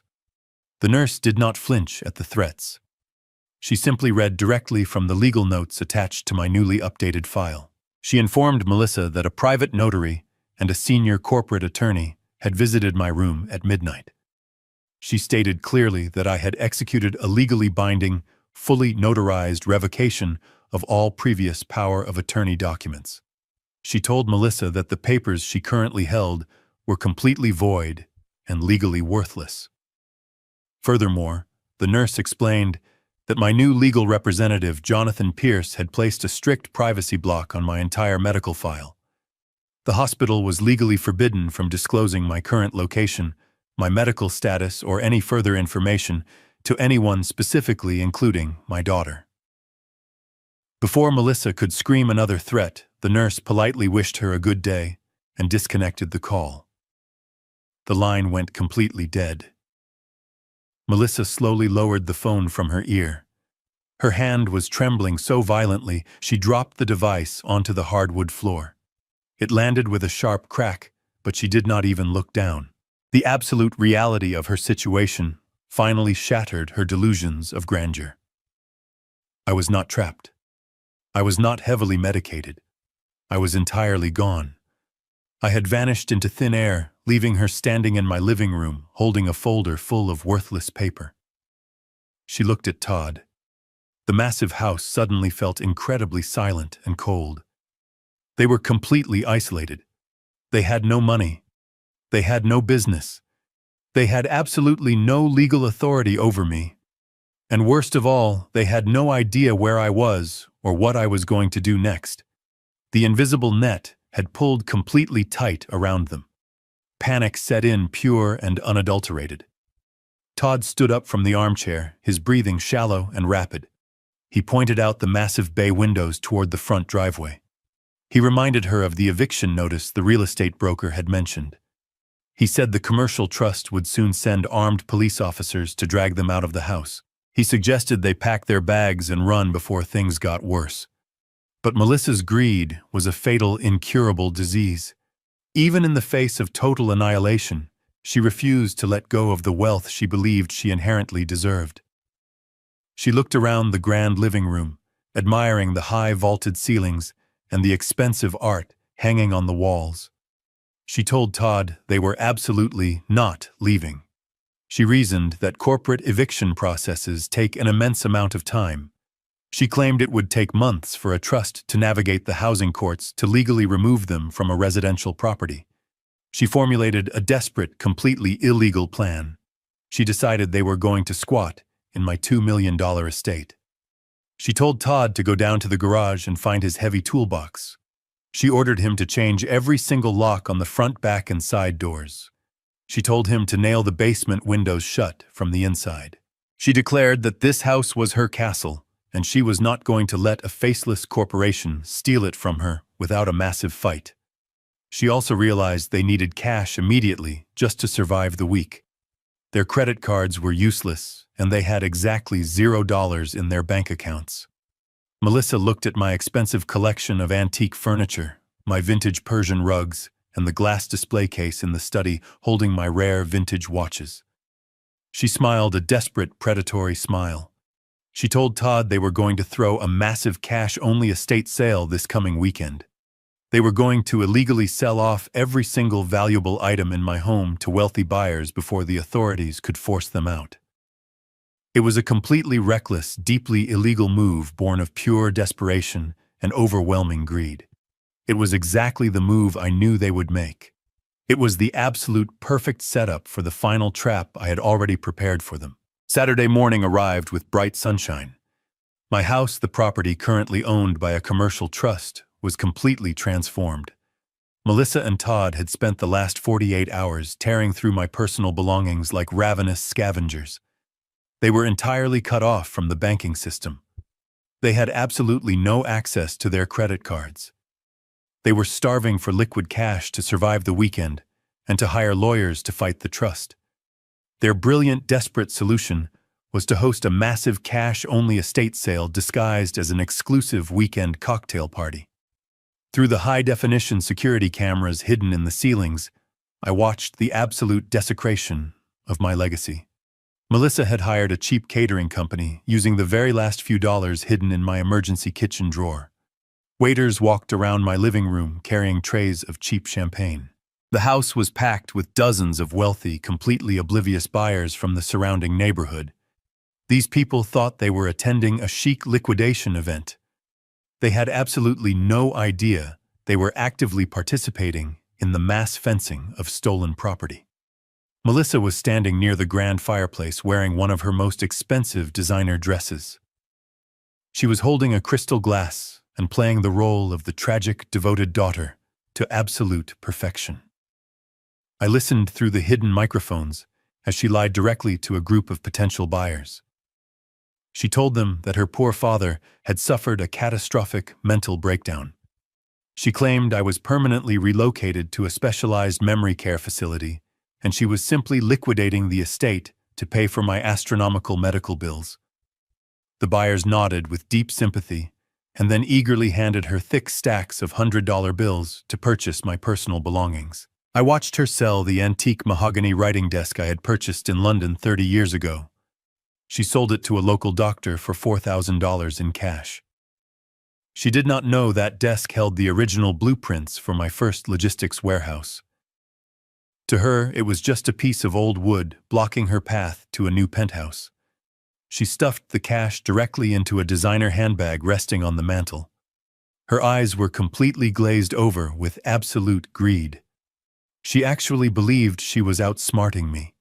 She thought that converting my physical assets into untraceable paper money would give her the ammunition she needed to fight the invisible trust. In the adjacent study, Todd was operating his own illegal auction. He looked absolutely terrible. His expensive suit was visibly wrinkled, and he had dark, heavy circles under his eyes. The stress of losing his entire software company was physically eating him alive. He was standing behind my heavy oak desk, desperately negotiating with a group of local jewelry collectors. Spread out across the desk was my entire collection of vintage mechanical watches. These were not just watches. They were the physical milestones of my entire life. There was the silver chronograph I bought the day my logistics company went public. There was the gold dress watch my late wife gave me on our 20th anniversary. Todd did not care about the history or the sentimental value. He only cared about the survival of his own inflated ego. I watched him argue aggressively with a buyer over the price of a rare Swiss timepiece. The buyer offered $8,000. Todd, sweating profusely, demanded $10,000, claiming he needed the cash immediately to secure a high-powered corporate lawyer. The buyer hesitated, then pulled a thick envelope of cash from his jacket and counted out $9,000. Todd snatched the money from the desk with trembling hands. He shoved the cash into a brown leather satchel sitting on the floor. He looked exactly like a desperate criminal emptying a bank vault seconds before the police arrived. He was constantly checking his cell phone frantically, waiting for the commercial bank to somehow magically restore his access. He was completely terrified of the invisible wall that had slammed down on his life. But instead of showing humility or remorse, his fear manifested as pure, reckless greed. He moved on to the next buyer, holding up my late wife's diamond tennis bracelet, auctioning it off to the highest bidder without a single shred of hesitation. He was selling the ghost of his mother-in-law just to keep his leased sports car. I sat in my secure recovery suite miles away, watching the live video feed on my secure tablet. My physical therapist had just left after a grueling 2-hour session. My surgically repaired hip was aching with a dull, persistent pain, but I did not take any of the prescribed painkillers. I wanted my mind to be completely clear and focused for the climax of this war. I watched these two parasites strip my life down to the bare studs. A weaker man might have cried seeing his precious memories sold for pennies. A different father might have called the police right then to stop the theft.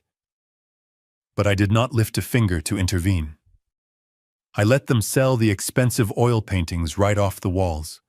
I let them sell the vintage watches. I let them fill their designer bags with completely illegal cash. I needed them to commit to the crime completely and publicly. I needed the house completely full of high-profile witnesses. I needed them to hold the stolen money in their own hands so the criminal charges would be absolutely undeniable in a court of law. The more money they collected, the tighter they were wrapping the legal noose around their own necks. They were meticulously building their own prison cell, and I was simply watching the construction. The digital clock on my tablet read 2 in the afternoon. The estate sale was reaching its absolute peak. The grand living room was incredibly loud, with the chatter of wealthy buyers comparing their stolen treasures. Melissa was laughing loudly at a joke told by a neighbor, her designer bag completely bulging with illicit cash. She took a sip of champagne, feeling entirely victorious. In the study, Todd was zipping up his heavy leather satchel. He took a deep, shaky breath, truly believing he finally had enough untraceable money to hire a legal team and start his massive counterattack against Vanguard Horizon. They thought they had successfully survived the storm. They thought they had found a brilliant loophole in my trap. But my trap did not have any loopholes. It only had steel teeth. Suddenly, the entire atmosphere in the living room completely changed. The loud, arrogant chatter began to rapidly die down. The wealthy buyers standing near the massive bay windows stopped talking and started pointing outside. I watched the live feed from the exterior driveway camera. The guests were looking at something large approaching the house. Melissa noticed the sudden silence. She stopped laughing immediately and turned her head toward the front of the property. The smug, victorious smile completely melted off her face in a matter of seconds. Todd walked out of the study tightly clutching his leather satchel full of cash, sensing the immediate shift in the room's energy. He looked out the large glass window and his jaw practically dropped to the floor. A massive, heavy-duty commercial moving truck had just turned onto my private driveway. But it was not alone. It was closely followed by a tight convoy of 3 sleek, entirely black sport utility vehicles. The vehicles did not park respectfully on the street. They drove aggressively up the long driveway, completely blocking in the luxury cars of the wealthy estate sale guests. The trap was no longer an invisible financial mechanism. It was physically driving right up to their front door. The heavy diesel engine of the commercial moving truck rumbled with a deep vibration that actually shook the expensive glass of the living room windows. 3 matte black sport utility vehicles followed the truck in a tight and aggressive formation. They did not park politely along the street. They drove straight up the manicured front lawn, their heavy tires crushing the expensive landscaping and deliberately blocking the long driveway.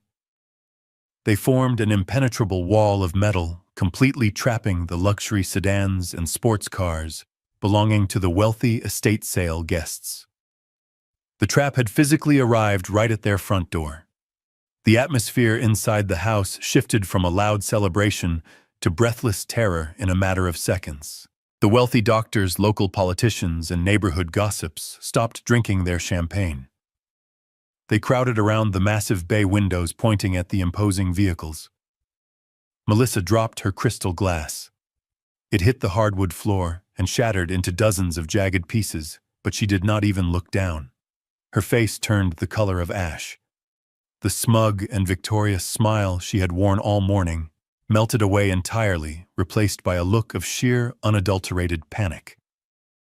Todd stood completely frozen in the doorway of the study.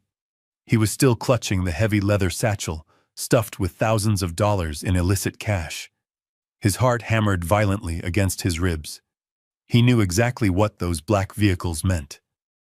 He had seen the exact same corporate security contractors physically throw him out of his own software company just 2 days ago.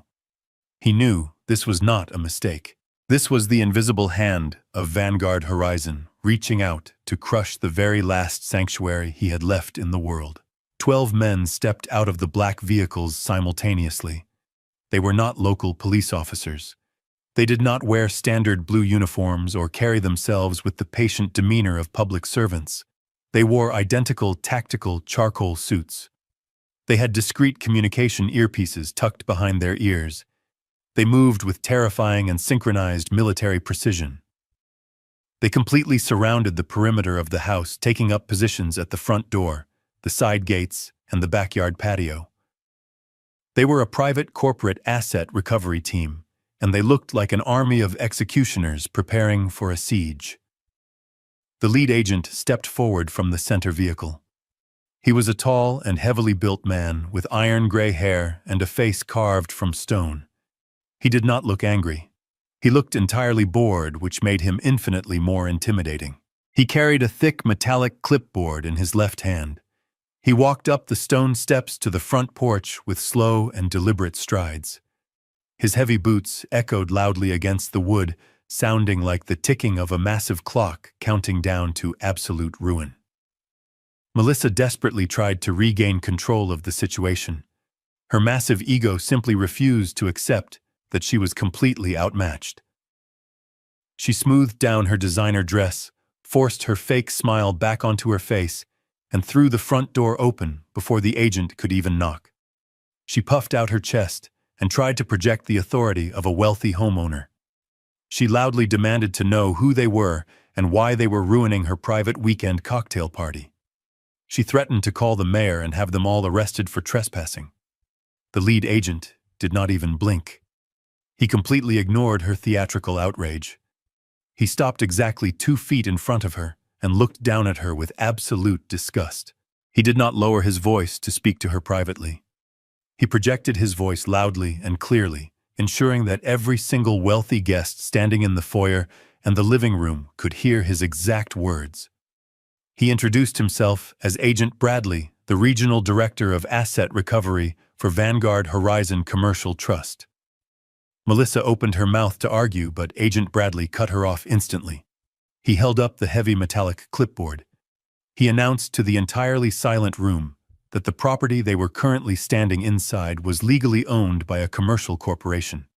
He stated that the previous owner, Richard Caldwell, had lawfully transferred the deed prior to his medical discharge. He looked directly at the wealthy guests holding my antique furniture, my expensive paintings, and my late wife's jewelry. He delivered a legal warning that hit the room like an explosive shockwave. Agent Bradley informed the crowd that Melissa and Todd had absolutely no legal authority to sell a single item inside this house. He stated clearly that every transaction taking place today was completely fraudulent. He explained that purchasing corporate assets from unauthorized individuals constituted the felony receipt of stolen property. He told the terrified guests that they were actively participating in a massive illegal fencing operation, and they were all currently holding stolen corporate evidence in their hands.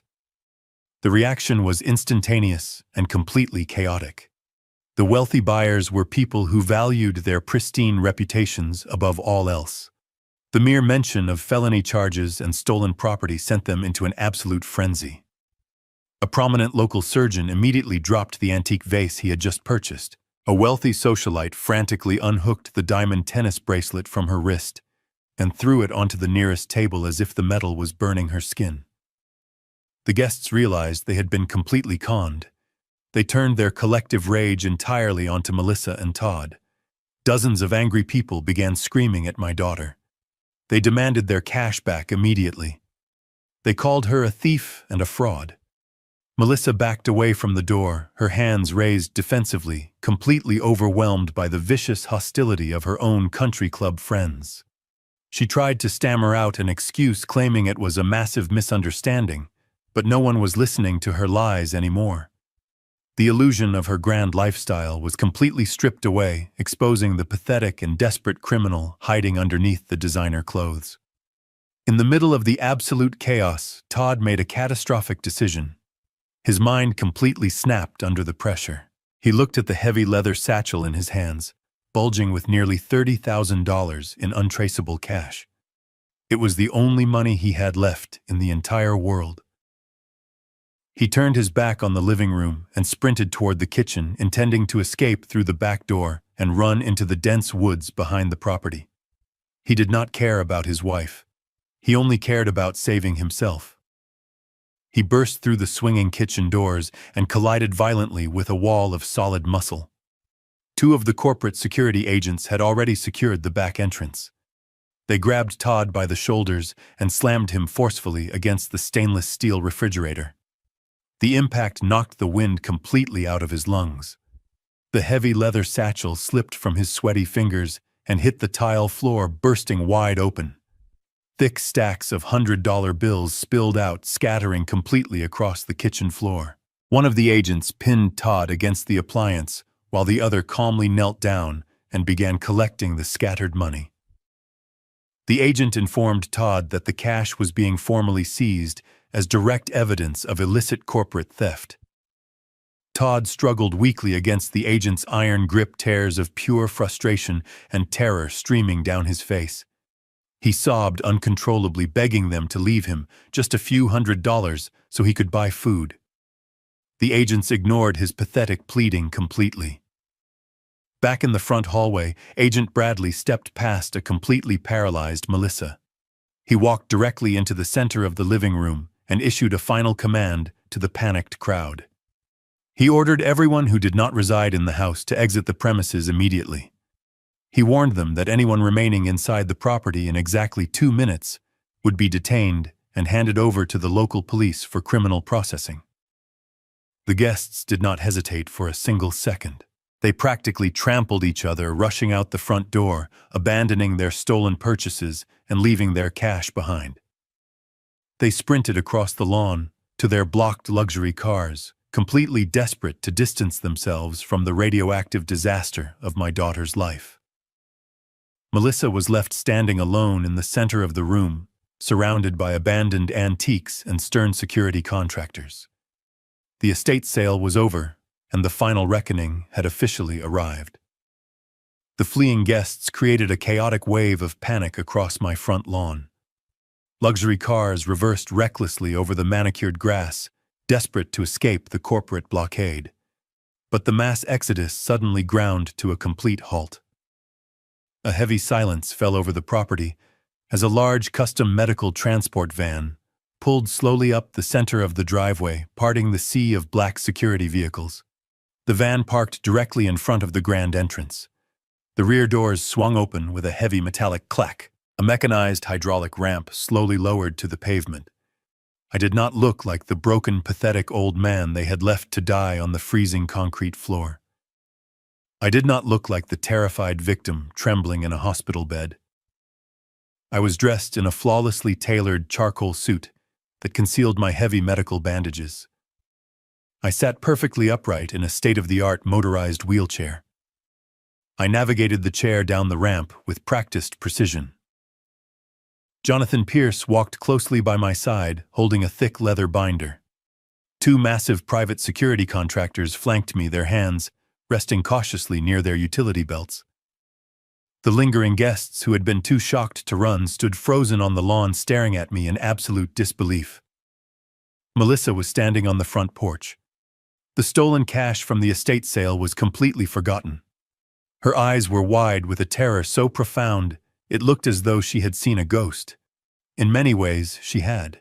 The father she knew was completely dead. The man rolling up her driveway was the chief executive of her absolute destruction. I maneuvered my wheelchair up the smooth concrete path toward the front steps. I stopped exactly 10 feet away from my daughter. The front door of the house opened behind her. 2 corporate agents marched Todd out onto the porch. They had his arms pinned firmly behind his back. His expensive suit was ruined. His face was stained with tears and sweat.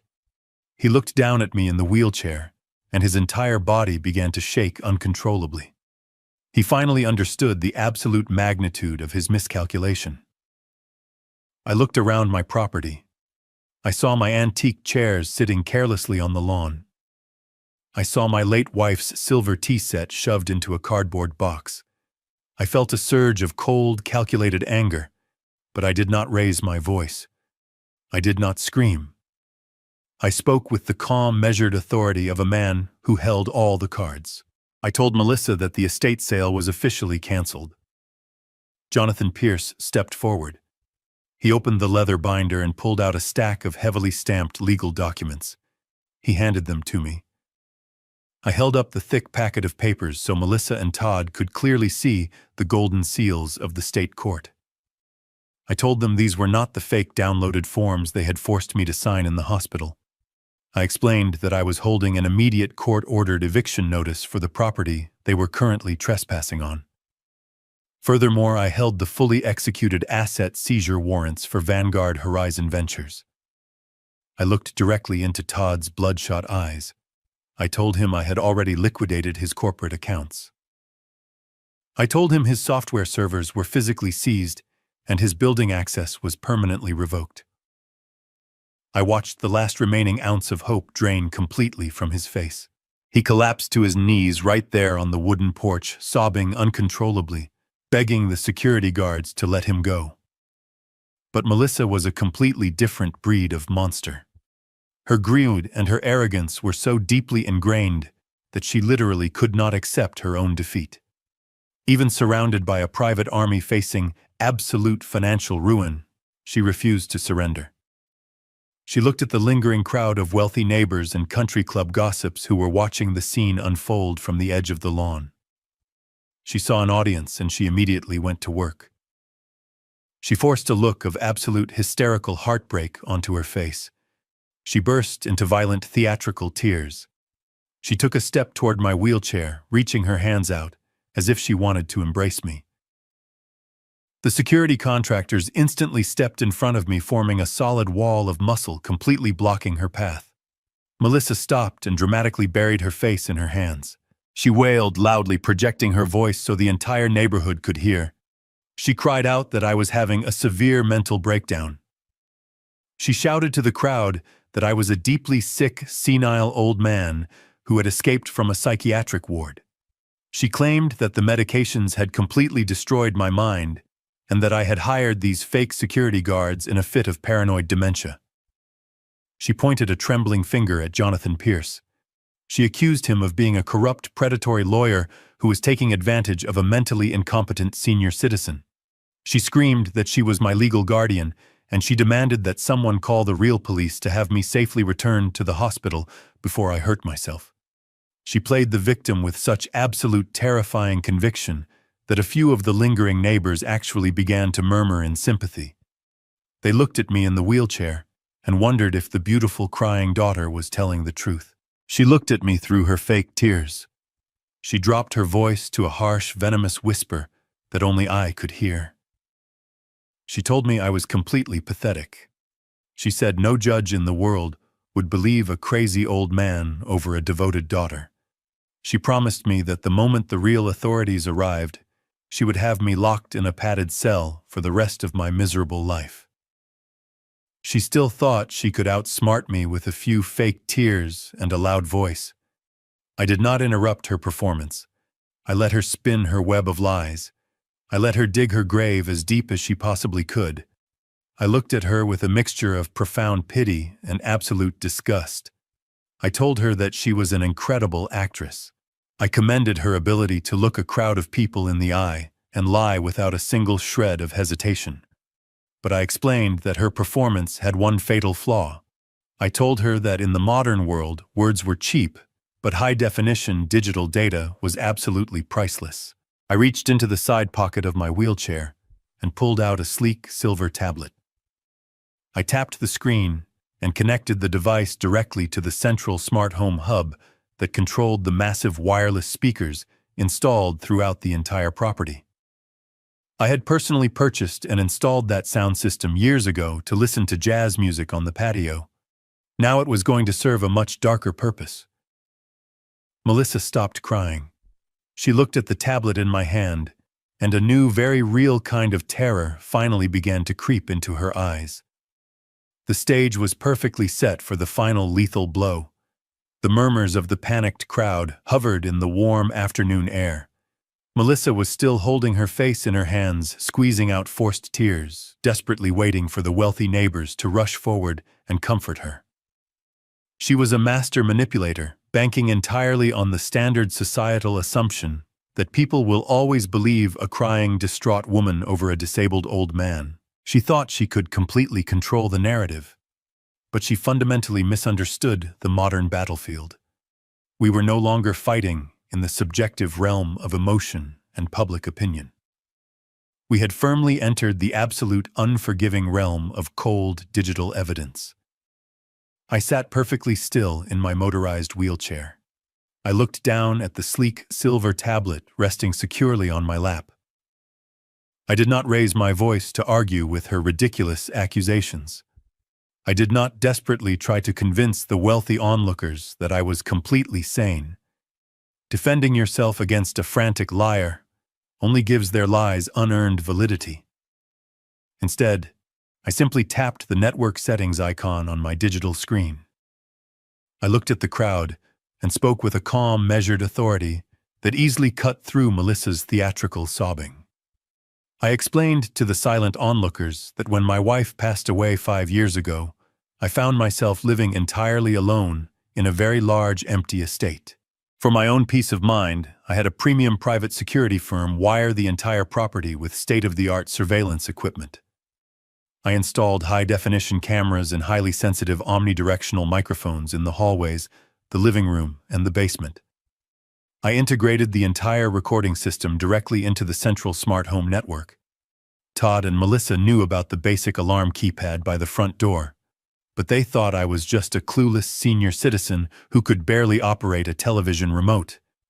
They had absolutely no idea that every single corner of this house was constantly recording audio and video data directly to an encrypted cloud server. I swiped my finger across the tablet screen. A loud, crisp electronic chime suddenly echoed from the massive outdoor speakers mounted under the wooden eaves of the front porch. The exact same chime echoed from the living room and the study inside the house. The entire property was successfully synced to my personal device. The house itself was about to testify against them. When Melissa heard that Bluetooth connection chime, her fake sobbing stopped instantly. She dropped her hands from her face. Her perfectly manicured fingers began trembling violently. She stared at the outdoor speakers, then slowly turned her head to look directly at me. The sociopathic mask of the victims was completely shattered, revealing the absolute naked terror hiding underneath. She suddenly realized what device I was holding. She realized that the basement stairwell was not a silent, unrecorded tomb. I looked directly at the crowd of wealthy neighbors. I told them that my daughter just stood on this porch and claimed I was a senile man, suffering from severe delusions. I told them she just swore she was a devoted, loving caregiver, simply trying to protect her sick father.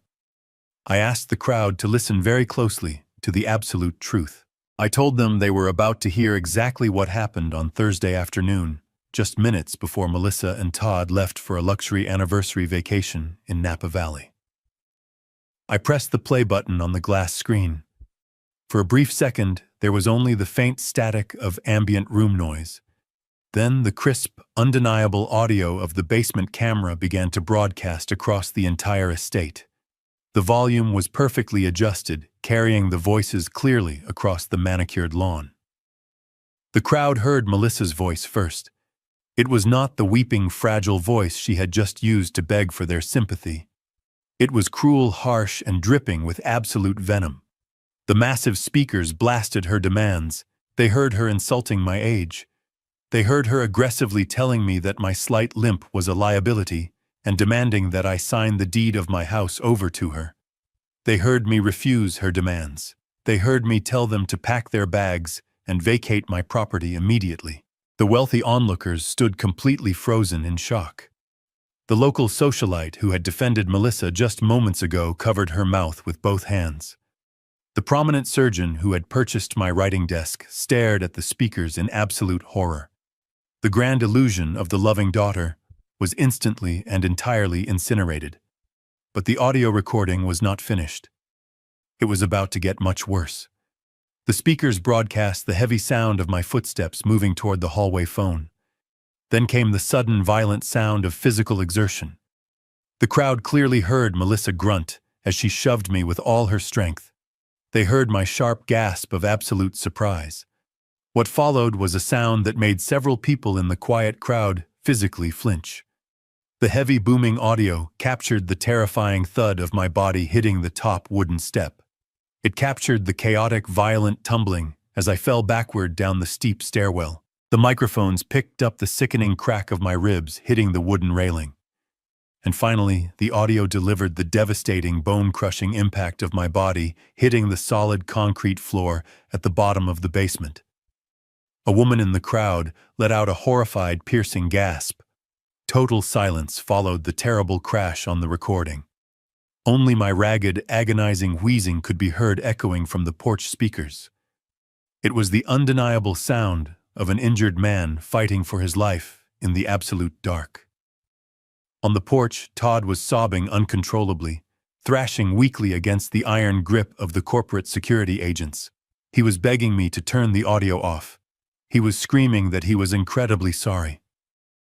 But I did not touch the tablet. I forced him to stand there and listen to his own damnation. The digital recording continued.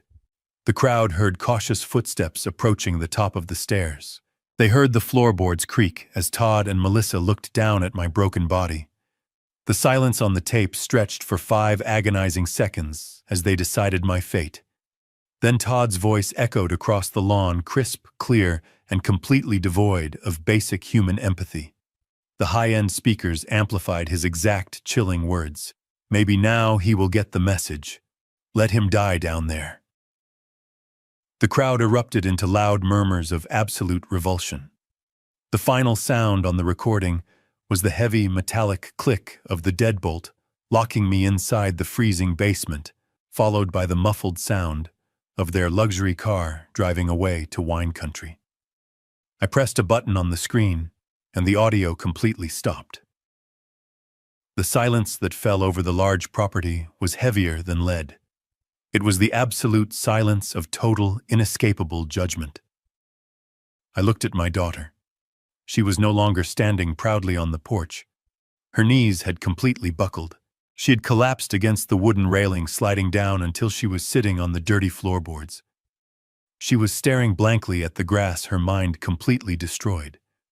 There were no fake tears left to cry. There were no more lies to spin. Her entire social standing, her pristine reputation, and her complete financial future had just been publicly executed in front of the most influential people in her city. The wealthy neighbors looked at her as if she were a diseased animal. The people who had been drinking her cheap champagne just 20 minutes ago were now stepping backward actively, trying to put as much physical distance between themselves and her as possible. She was completely exposed as a violent sociopathic parasite who had literally left her own father to bleed to death on a concrete floor just so she could steal his house. I placed the silver tablet securely back into the side pocket of my wheelchair. I did not need to say another word to the horrified crowd. The digital evidence had spoken for itself. The silent adjustment was officially complete. I had not laid a single finger on them. I had not thrown a punch or raised my voice in anger. I had simply held up a mirror and forced the entire world to look at the absolute darkness inside their souls.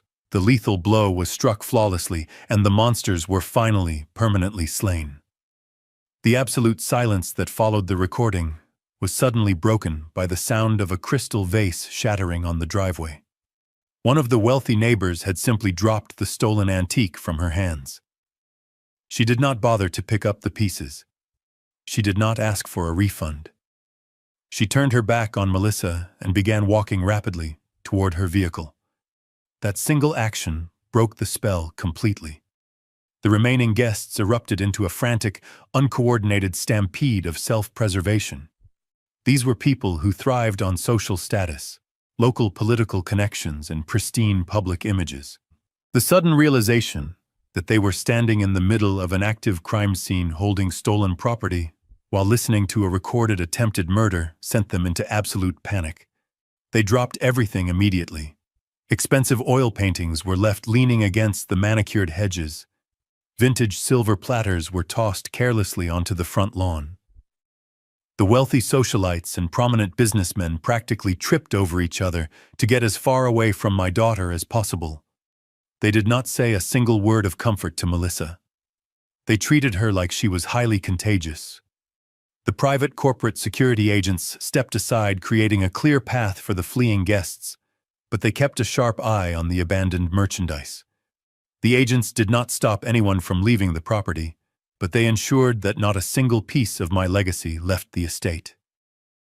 I sat in my wheelchair and watched the grand illusion of my daughter's social life evaporate into thin air. For 3 years, she had built her entire identity around impressing these superficial people. She had bought their friendship with my money. She had hosted their lavish parties using my credit cards. She had desperately craved their validation. And now, the very second the dark truth was exposed, They abandoned her without a single backward glance. The luxury sedans and sports cars that were previously blocked by the black security vehicles were now frantically maneuvering across my crushed landscaping. Expensive tires tore deep trenches into the green grass as the guests desperately squeezed past the corporate blockade.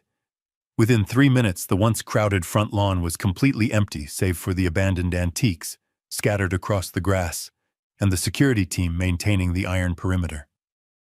Melissa remained sitting on the dirty floorboards of the front porch. She was completely paralyzed. The reality of her total social annihilation had short-circuited her brain. She stared blankly at the torn-up grass, her mouth slightly open, completely unable to process the magnitude of her destruction. Todd was still pinned against the exterior wall of the house by 2 security agents, his head hanging down in absolute defeat. The silence returned to the estate, but it was a different kind of silence now. It was the heavy, expectant quiet that precedes a massive storm. Then a new sound pierced the warm afternoon air. It started as a faint, high-pitched wail, echoing from the main road at the bottom of the long hill. Within seconds, the sound grew louder and more distinct. It was the unmistakable, aggressive blare of multiple police sirens approaching at high speed. Melissa snapped her head up.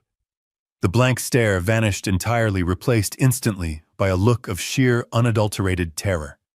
She looked at me, her eyes wide and pleading for the first time in her life. She realized that the corporate security team was not the final punishment. She finally understood that losing the house, the money, and the social standing was only the preliminary phase of her nightmare. The sirens were growing exponentially louder, bouncing off the surrounding trees and echoing across the large property with terrifying clarity. Todd began to thrash violently against the grip of the security agents. He screamed that he could not go to state prison. He sobbed uncontrollably, begging me to call the authorities off. He pleaded that it was just a terrible mistake, that he never actually meant to hurt me, that he was just angry and stressed about his business. His pathetic whining was completely drowned out by the deafening sound of the approaching sirens. I did not feel a single ounce of pity for him. I simply stared at him with cold, detached observation. The time for apologies had expired the moment he locked that basement door. Jonathan Pierce stepped forward from his position beside my wheelchair. He looked down at Melissa, who was now trembling so violently she could barely keep herself upright against the wooden railing. Jonathan adjusted his suit jacket and spoke with the calm, measured tone of a man who had orchestrated this exact sequence of events, down to the very last second.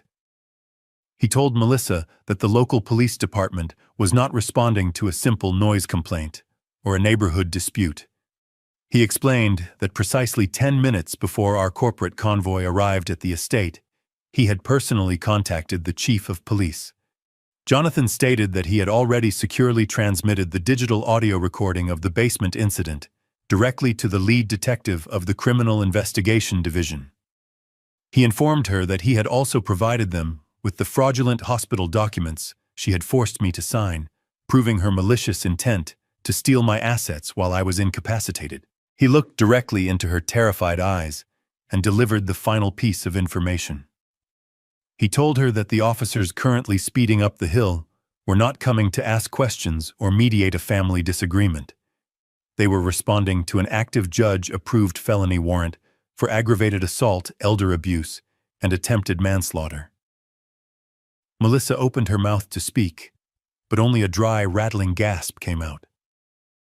She looked at the flashing red and blue lights that were now reflecting violently off the tall trees at the edge of the driveway.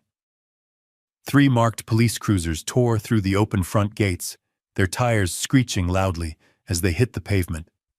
They swerved aggressively onto the property, boxing in the black security vehicles and completely cutting off any possible avenue of escape. The trap was fully closed. The financial empire had been dismantled. The stolen property had been recovered. The social standing had been completely obliterated. Now the final phase of the silent adjustment was stepping out of those police cruisers to collect the physical debt. I rested my hands calmly on the armrests of my wheelchair, perfectly positioned to watch my daughter face the absolute consequences of her own monstrous greed. 4 uniformed officers stepped out of the black and white police cruisers. They moved with absolute terrifying authority, their hands resting securely on their heavy-duty belts. Behind them, an unmarked gray sedan pulled up and parked on the crushed grass of my front lawn.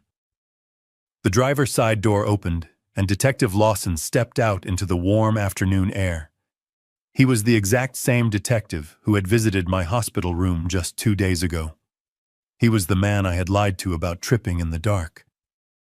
He looked at the massive private security perimeter, the abandoned antiques scattered across the driveway, and finally he locked eyes with me sitting in my motorized wheelchair. He did not look angry that I had deceived him. A faint, almost imperceptible nod of professional respect crossed his weathered face. He understood instantly that my lie in the hospital was not an act of fear. It was a calculated tactical maneuver designed to gather absolute undeniable evidence of their crimes. Jonathan Pierce walked down the smooth concrete path to meet the detective halfway. They did not exchange pleasantries or shake hands. Jonathan simply handed Detective Lawson the silver tablet and a thick manila envelope containing the legally voided power of attorney documents. Lawson opened the video file on the digital screen. The uniformed officers immediately formed a tight perimeter around the front porch, ensuring Melissa and Todd could not make a desperate run for the dense woods behind the house. I watched Detective Lawson's face as he viewed the high-definition security footage from my basement stairwell. The bright tablet screen reflected clearly in his observant eyes. He watched my own daughter press her hands against my chest and shove me backward into the dark. He watched my body shatter against the hard concrete floor. Then the crisp audio played from the tablet speaker. Lawson heard Todd deliver his chilling death sentence. The detective's jaw tightened. The professional neutrality completely vanished from his expression, replaced instantly by a look of profound, absolute disgust. He handed the tablet back to Jonathan Pierce without saying a single word. He turned his attention entirely to the front porch. Detective Lawson walked slowly up the wooden steps. Melissa backed away from him until her spine hit the heavy front door. She held her hands up defensively, her chest heaving with uncontrolled panic. She desperately tried to revive her shattered victim persona one last time. She stammered that the video was taken completely out of context. She claimed she simply tripped and bumped into me by accident. She pointed a shaking finger at me and shouted that I was a vindictive old man, trying to ruin her life because I was suffering from severe dementia. Detective Lawson did not even pause his stride. He stepped directly into her personal space and grabbed her right wrist with a grip like iron. He told her to save her pathetic lies for the judge. He forcefully pulled her arm behind her back. Melissa screamed in genuine shock as the cold, heavy steel of the handcuffs snapped tightly around her wrist. The sharp, metallic click echoed loudly across the silent property. It was the absolute final sound of her freedom ending. Lawson grabbed her other arm completely, ignoring her violent thrashing, and secured the heavy steel cuffs together. He read her the Miranda rights in a loud, monotone voice that entirely drowned out her hysterical sobbing. He formally charged her with felony elder abuse, aggravated assault, and attempted manslaughter. He stated that because she had locked the door and left the state while I was bleeding on a concrete floor, she was also being charged with depraved heart, reckless endangerment. Melissa stopped fighting. Her legs completely gave out beneath her. If the detective had not been holding her up by her arms, she would have collapsed into a pathetic heap on the dirty floorboards. The pristine designer dress she had worn to impress the wealthy neighborhood was now severely wrinkled and stained with sweat. Her perfect, glamorous life was officially dead. Todd watched his wife get handcuffed with wide, terrified eyes. He instantly realized that his only remaining option was to completely betray the woman he had married. The cowardice that defined his entire existence took absolute control over his brain.